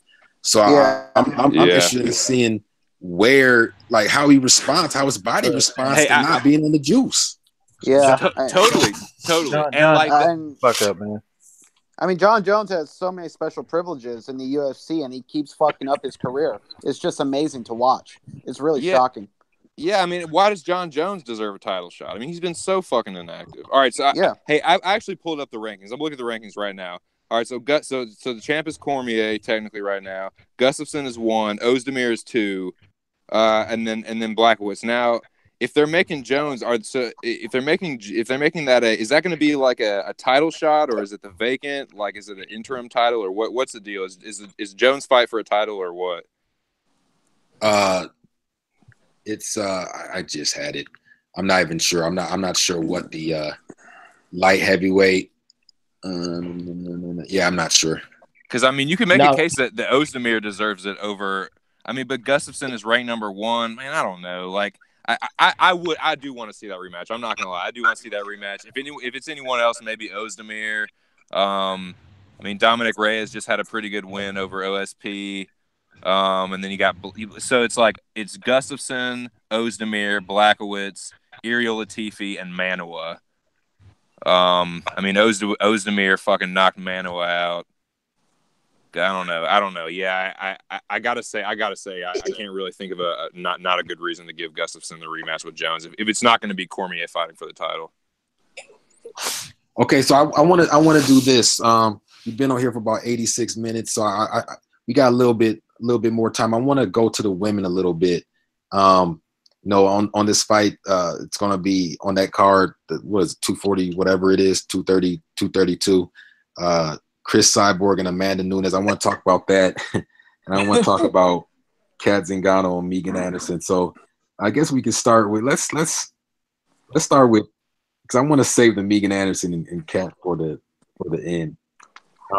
So you got Chris Cyborg facing Amanda Nunes, man. I'm gonna pass it to you, Coach, but I'm just gonna say this. Listen, y'all, Amanda Nunes is gonna get smoked. This is gonna be a brutal ass whooping. This is gonna be an ass whooping that Amanda Nunes hasn't experienced in a long time. This isn't I don't want to say malnourished, that's a strong word, but this isn't like a Valentina Shevchenko in a weight class bigger than she's supposed to be in. This is Chris Cyborg, man, with pretty much a similar skill set, an underrated ground game, and striking game that can knock out pretty much any female in the game right now, man. Amanda Nunes is going to get destroyed, and that's just my thoughts on it, man. Cut and dry. But Coach, let me get your thoughts on this fight. Which fight? Chris Cyborg and Amanda Nunes? Yeah. Man, you know what I'm gonna say. I don't give a damn about no damn Amanda. I don't care nothing about no Nina Ansaroff. Amanda Nunes finna take a good old fashioned ass whooping, and I can't wait for it. Okay, it's gonna be the best ass whooping of her life. Hold on, I got this thing. It's gonna be the best ass whooping of Amanda's life, and Amanda need to be thanking me, by the way. Okay, Amanda Nunes need to be thanking the coach. Okay, she need to be thanking the coach for keeping her ass relevant, because with them damn 85,000 pay-per-view buys, nobody looking for Amanda. Ain't nobody looking for Amanda in these streets. Guess what's happening though? See, we talking about Amanda. The fans ain't. The Brazilian fans, because Amanda is a Brazilian sellout, okay? That's the U.S. version of an American coon, okay? She a sellout. Amanda Nunes has sold out herself, have sold out her. Look. She sold out the Brazilian people. They call her Creonte. That's an embarrassment, okay? That's an embarrassment to life itself. You are a Brazilian, and if they call you Creonte, you can't show your face. And if somebody even recognize Amanda Nunes walking on the streets like that, well, why you think Amanda Nunes be going back to the country, okay? Let's talk about the fight. Amanda Nunes, she finna get her ass knocked out, okay? She gonna get hurt. She gonna try that eye poking thing, and you know what she did to Valentina, trying to stick her hands out there, but that's not enough, okay? Amanda Nunes is here, and she gonna be. And look, man, don't take up for Amanda. Don't take up for her. Amanda Nunes is gonna get in there and get destroyed. We know this, okay? She try to take Chris to the ground, Chris gonna get up. She try to rush in with a double leg, she gonna catch a knee to the skull, okay? And Nina Ansaroff, I'm gonna tell you what's gonna happen, okay? Amanda Nunes gonna walk back to the corner after the first round if she make it that far. She gonna look over to the right, and she gonna look at Nina Ansaroff. Loving Nina Ansaroff, she gonna say, "Baby, you knew I couldn't beat her, and now my ass is whooped." Then she gonna look over to her left. She gonna see a glow. She's gonna see a glow. It's gonna be a shining glow. She gonna think she's seen an angel, but no, she ain't seen an angel. That's Dana White bald head, and she gonna look over there and she gonna say, "And look at this, you motherfucker. You knew that this shit was gonna happen to me. Now I can't see out my left eye. Okay, I feel like I'm about to take a poop. Okay, I feel like my ribs are broken. Okay, my knee hurt. Okay, my nose broken. Dana, you knew that this was gonna happen to me. But you know what? At least there's more money for me, more money for Chris, more money for everybody." Fuck out of here. Coach says she don't feel like she got a poop. Hell out here. You know what, Coach? You ain't worth a damn. Hey, Coach, Tell you what I think. Where does the dog with the costume come into play? Hey man, come on, man! Don't mention that damn dog. Oh Lord. The dumbass got a dog with a sweater on. Hey, what the fuck does that stuff, man? You got a dog with a sweater on. But man, fuck him, man. Man's stupid. Shit. Tell you how she lived her life. Hey, I bet you when she was over there in Brazil, man, hey, they wasn't dressing the dogs in no damn sweaters and shoes and little booties. Hey, you know what? Somebody need to whoop Amanda ass for that shit. I told you. I'll tell you one thing about Amanda, though. You know, she gonna get her ass whooped, but at least she's stepping up. That's something that a lot of these other fighters won't do, man. Man, stepping up. She's stepping up to ass whooping, though. Yeah, she can step up all she want. And all you Amanda Nunes fans, I'm gonna keep my foot on y'all neck. Cause y'all really fake Nunes fans. You know that. Y'all ain't no Nunes fans. Y'all were the same dudes talking about, oh, Amanda's scared of Valentina. Amanda's scared of Valentina. Y'all fake Nunes fans. Y'all just don't like Cyborg. Cyborg Nation, baby. Stand up. That's what we gonna do. I'm gonna flood the YouTube airways with Cyborg videos. You guys, y'all gonna piss on y'allself. Y'all foreheads gonna get an erection, you goofy ass nerds. I hope Amanda Nunes gets destroyed. I hope Amanda Nunes gets destroyed. I want to see Amanda Nunes get knocked out. Like, I just want to see her get knocked out so badly. It will make this whole year worth it. Oh shit. Well, Valentina predicts a short fight, so that'll be interesting. Amanda might see a reflection in Dana White's head and think she's having an out-of-body experience. God, dog. Dennis Espinosa cooking. Crystal clean is the man. You know what? Where is TJ? Where's TJ? Where's TJ? Didn't he say that he was going to join the Mobcast? Where's TJ? He's been hiding. I'm so glad he's not here. Let him stay where he is. I can't wait for that Amanda bullshit from him. I can't wait for the excuse. TJ is an original. He is an original Amanda Nunes. A lot of, like Coach said, a lot of these are fake Nunes fans. And I ain't talking about TJ. Yeah. I ain't talking about TJ. We talking about these people who too damn stupid not to watch the videos. Okay, they keep bringing their goofy asses to my channel. And man, why you not a fan of Amanda? Okay, how come you a fan of Valentina? Because I want to be, motherfucker. I can be a fan of whoever I want to. And guess what? I'll be a fan of the fighter that you hate. And you'll never. Matter of fact, y'all talking about, man, what's that dude name, man? Came to my channel talking about, yeah, you know, you. How come you interviewing these? How come you interviewing these people that's not high on the totem pole? Who the hell you don't interview? Well, matter of fact, these fighters don't even know you exist, man. At least about 5 of them know I exist. Yo goofy ass, hell, you probably trying to get a response over in their Twitter feed. And if they put a like next to your name, man, I bet your nose get an erection. Yeah. Yeah, man. These You dudes, know Yeah. what? you're so Yeah. hot. You're so, oh my God. You're so like, damn, dude. Like, That shit's hilarious. they're like, Simp. You a simp. And I know you watching because I know you watching.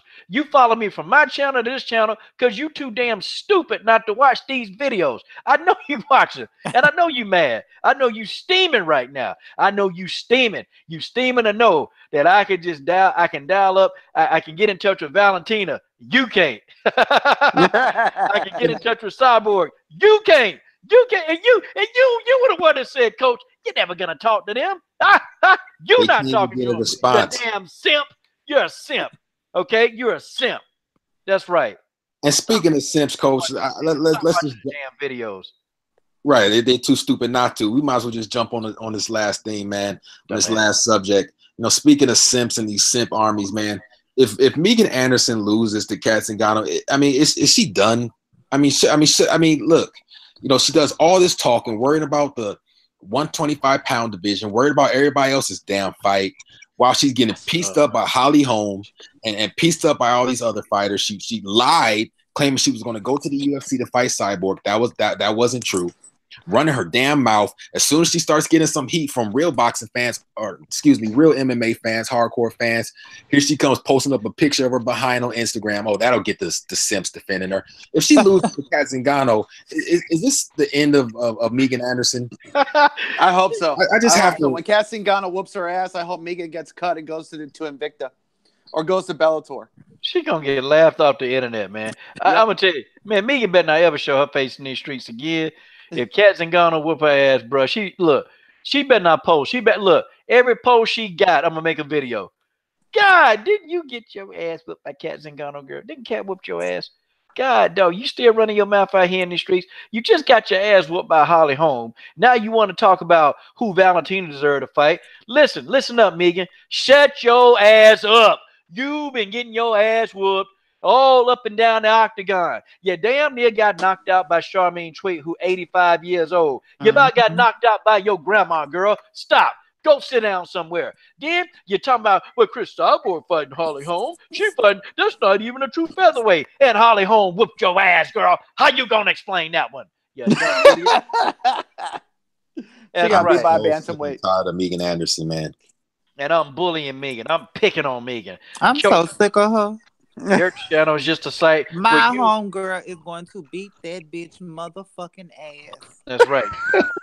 Kat Zingano. This ain't even the same Kat Zingano of yesteryear. This is a Kat Zingano who's inhibited, been taking damage, and she's still gonna beat you, Megan. And when she beats you, I'll make a video. I'll be right there to support Kat Zingano, and I'll be right there to laugh at you and make this video. My prediction is that Kat Zingano's going to wrestle fuck her for 3 rounds. It's going to be wrestle fucking. You know what she's going to do? She's going to do the same shit she did to Amanda. She's going to suplex that bitch by her neck. Yes. I'll say one thing, though. Very, very, very, very strong. Kat is fucking strong. I'll tell y'all this. She might eat a few licks coming in, but when she get a hold to that tall, skinny, lanky-looking bitch, she's going down. Oh no! Now she better not eat no. She better not eat no. Catches a knee. If she catches a knee, yeah, she catch her right hand. Cat might be going to sleep. She better be careful. Yeah, that's the only thing. And she's tall, but she is. I mean, look, Megan Anderson. She's thick, man, and it's that's why she falls so awkward and she's just like like the James and the Giant Pea Stalk and shit, man. Did you see the way Holly Holm slammed on the ground? Yeah. Like, look at these long ass number 2 pencil ass legs. That didn't make no sense. She looked like a goddamn centipede on the ground. Oh my god.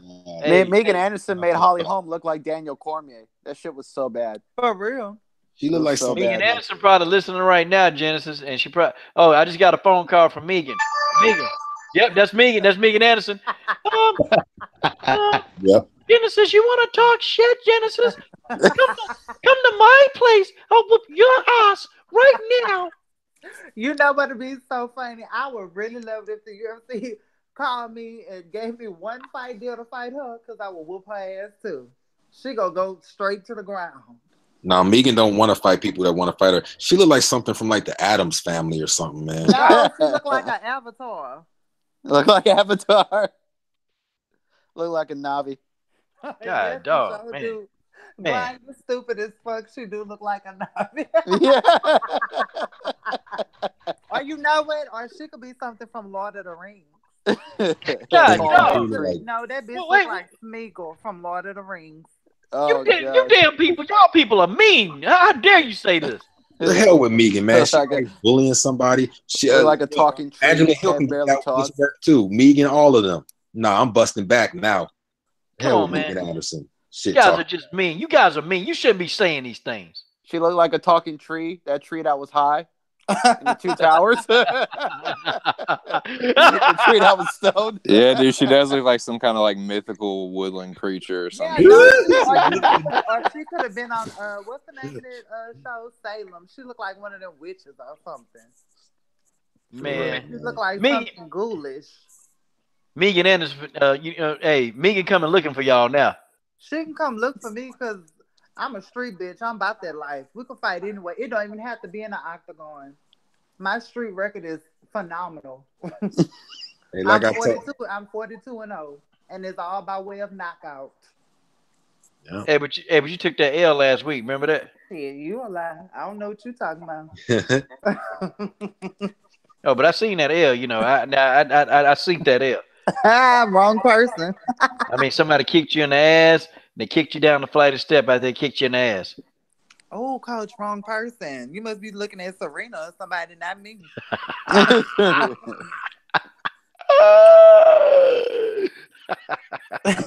Megan ass. We'll see, man. She gonna get this work. She does too much But talking. my thing is that out of all the featherweights that was calling y'all, why the fuck would you pick with Cat out of all people? Y'all not even in the same weight class, and that's why I'm praying to God Cat just demolish her ass. Is it at 145 or 135? It's 145, but you know, Cat walk around at like 160 something. You know what I'm saying? Yeah, man. So if Cat is really, really strong at 135, imagine how strong she gonna be at 145. Yeah, Megan just need to take her ass to Invicta, man. I mean, I think that honestly, the odds are in favor of Megan, but if she loses this, she just really just go to Invicta, man. Get off Twitter, get off social media, and just work on your game. Stop worrying about everybody else. You know, you and Angela Hill always worrying about everybody else's business. Shut the hell up. Stop, you know. Yeah, you can do the Laura Senko, whatever the thing. You can do that little thing. You know, General Africa gives you permission to do that. But yeah, Megan Anderson shouldn't even be talking about Valentina Shevchenko. At least Valentina's fought for a world title. Megan can't even get over the hump. She can't even beat bantamweights. And Kat Zingano's going to beat the shit out of her. God, dog. She's going to toss her all around that octagon and send her sorry ass back to Invicta. And baby, and y'all know Cat takedowns are rough. It ain't just no regular, just take you down. That bitch slamming you on your side, your neck, all type of shit. And she is on your ass from the opening bell. Like, her takedowns are ruthless. She got that drunken ninja style, but shit, she be slamming the shit out them bitches. Uh-huh. Well, hey, coach. Go ahead, XA. Hey, General. How many times? How much time do we have left? I want to ask you. We're probably gonna get the closing thoughts pretty soon, but I mean, we could. What you got on? What's going on? I want to ask Coach. Talk us about that Chris Cyborg and Valentino training. Oh video. yeah, we can. Okay. Yeah, buddy. That's what I'm talking about, buddy. Boy, that video was boy. Let me tell you something, boy. That's the best thing on God's green earth. I tell you. And I know I made my video. Oh yeah. I made me a video.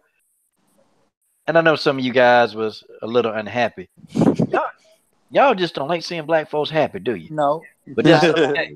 But that's okay. Because I'm still happy. Boy, that's the best. Man, Valentine in there showing Chris a little leg lock. They down there rolling. They know they you know, you can tell they about to go throw some hands. Guess what? Amanda Nunes in trouble now. Amanda and Joanna and Bojangles Check. That's right. We ain't forgot about you, Bojangles Check. You in trouble too. Bojangles is gonna get a worldwide ass whipping. I tell y'all, boy, this was the best day ever. This has been the best week.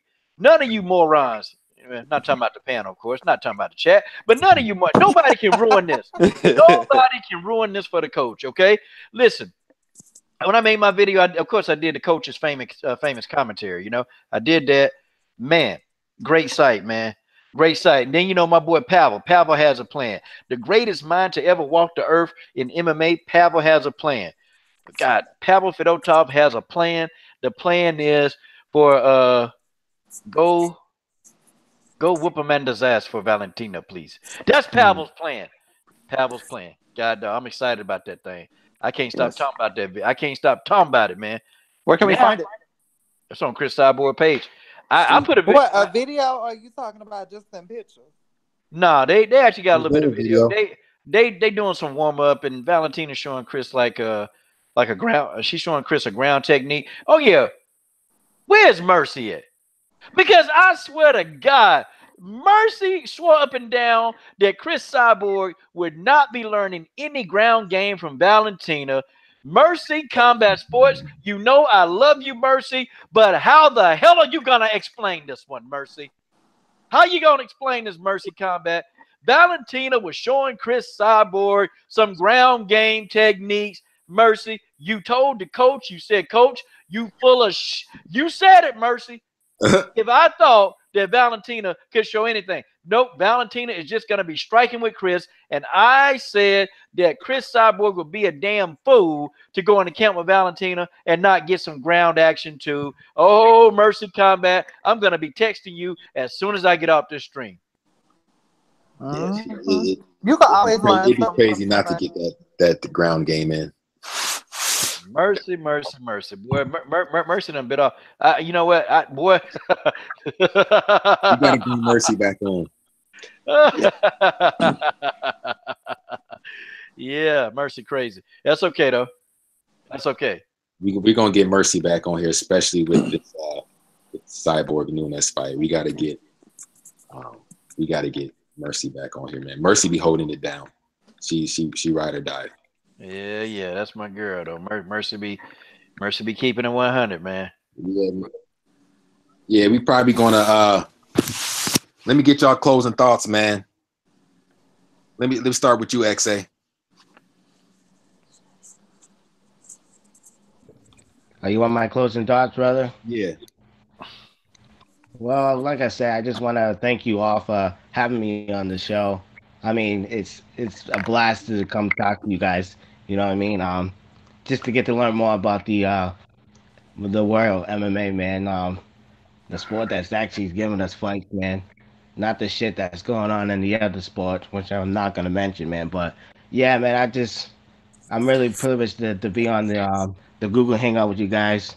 I mean, you guys are very fun to hang around with, and like I said, man, to everybody that's on the panel, just keep doing your things, man. You guys always will have my support.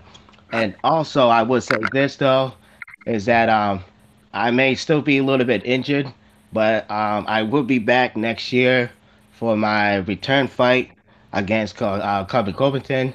Once I whip his ass, I might actually end up retiring.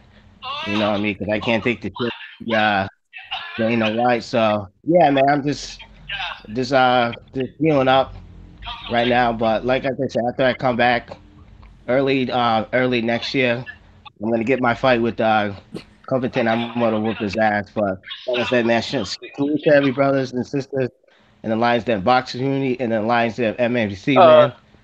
Real and quick, salute. Mr. Tyron Wood, I got a question for you, man. Why was you soft shoeing and tap dancing and buck dancing, man, when Platinum Mike Perry used the N-word around you, man? Listen, Coach, Mike Perry is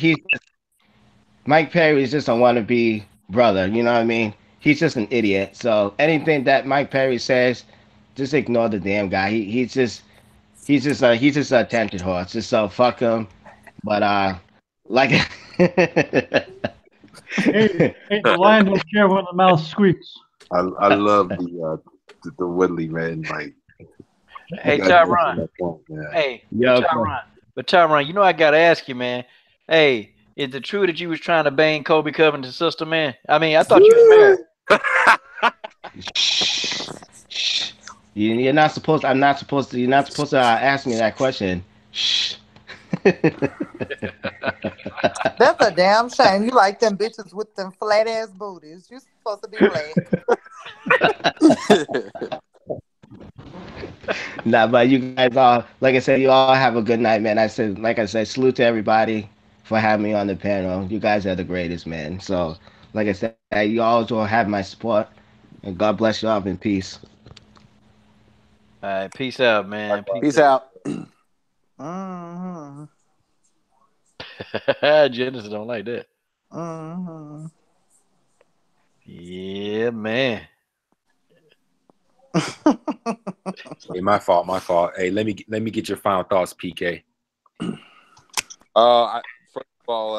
First of all, thank you for having me on. General Rafika it's an honor as always to be on the panel with you guys, Coach, Dennis, Genesis, and XA. Man, it really is an honor. Thank you for letting me come on, give my opinions and stuff, and I'm really excited about UFC 230. I think it's going to be great. There's some good fights, and really looking forward to it. But yeah, big shout out to the LDMMAC and the whole LDBC and all you guys, man. Hope you all have a great evening. Thanks again. Salute, PK, man. Appreciate you coming on, homie. Yeah, thank you guys, man. Salute. Hey, go subscribe to my brother PK, man. Real talk. Go subscribe to him. Let me get your final thoughts, Genesis.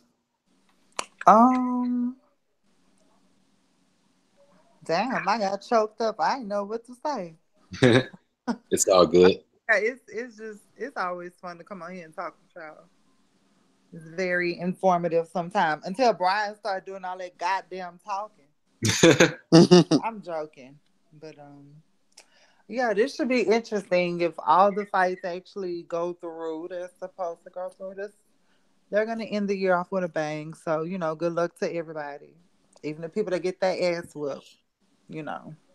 At least they'll come out of it with a payday.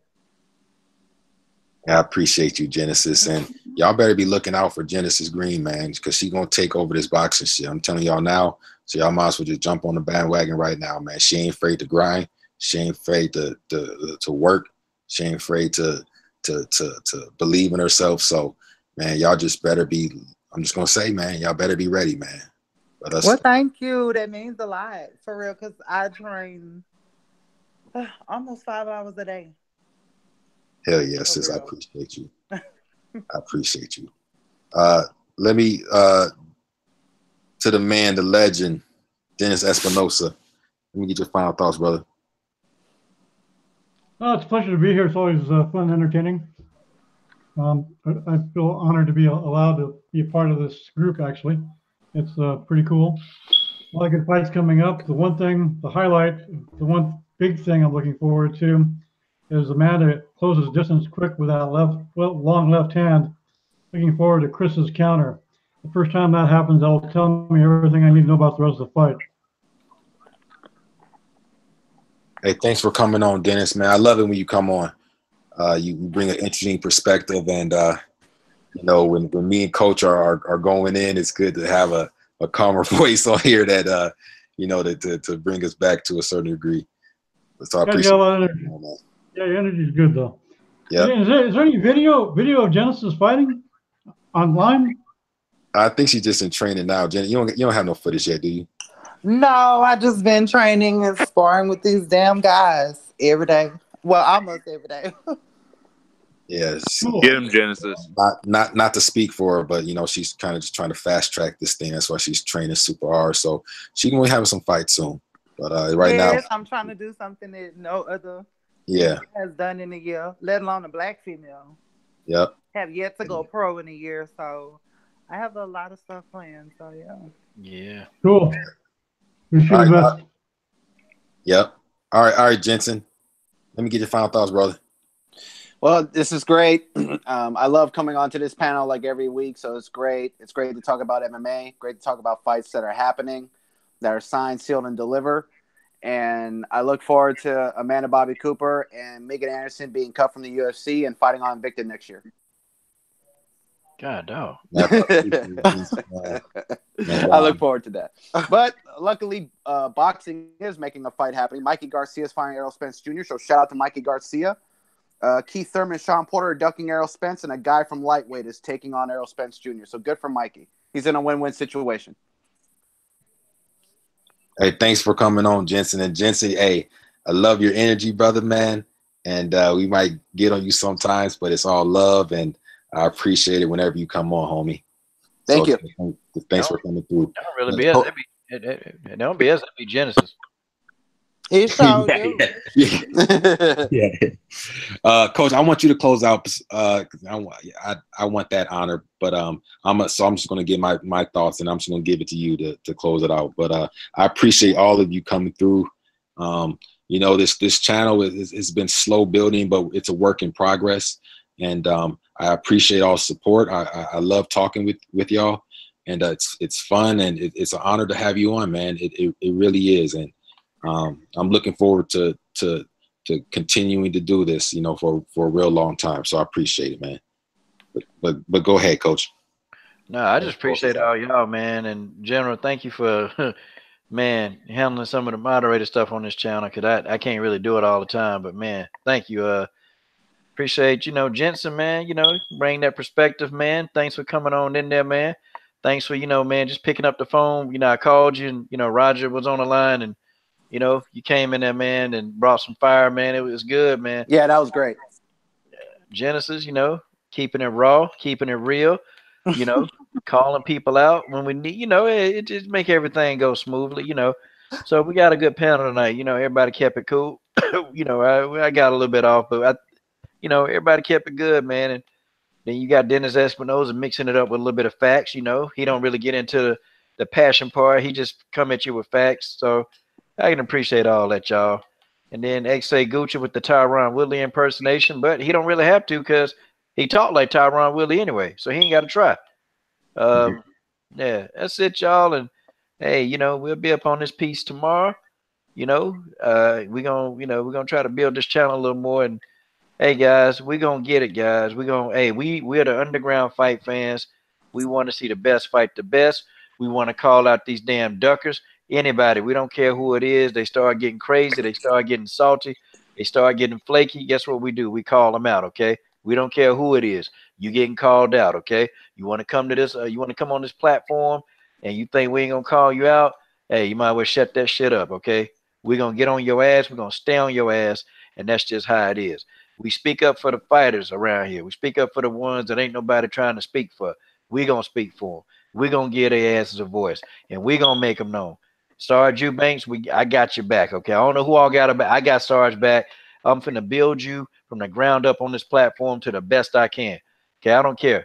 I'm gonna share the videos 1,000 times to get 1,000 views a video whenever I talk about Sarge Eubanks. I don't care. I'm building Sarge up on this channel. That's what I'm doing. Yep. Sarge, I got your back, Sarge. She Coach know I Shelton got her Harrison back too, because I got your back almost every other day. Coach Shelton Harrison got your back. He gonna keep your back. Sarge, we gonna laugh this off because they gonna know your name. I guarantee you. I don't care if you don't win a title or not. I got your back. Yep. As long as you don't start cooning and buck dancing, we good. Hey, what are y'all waiting on, man? Subscribe to the #1 women's MMA channel on YouTube, Coach Shelton Harrison Combat Sports, and make sure you keep on coming through to the Come Get This Work Mobcast, man. I appreciate all of y'all. Much love to the chat. Much love to the combat panel. Much love to the whole family. Shout out to the LD MMAC, man. Good night, all y'all. I appreciate you. Peace. All right, have a good night. Good night.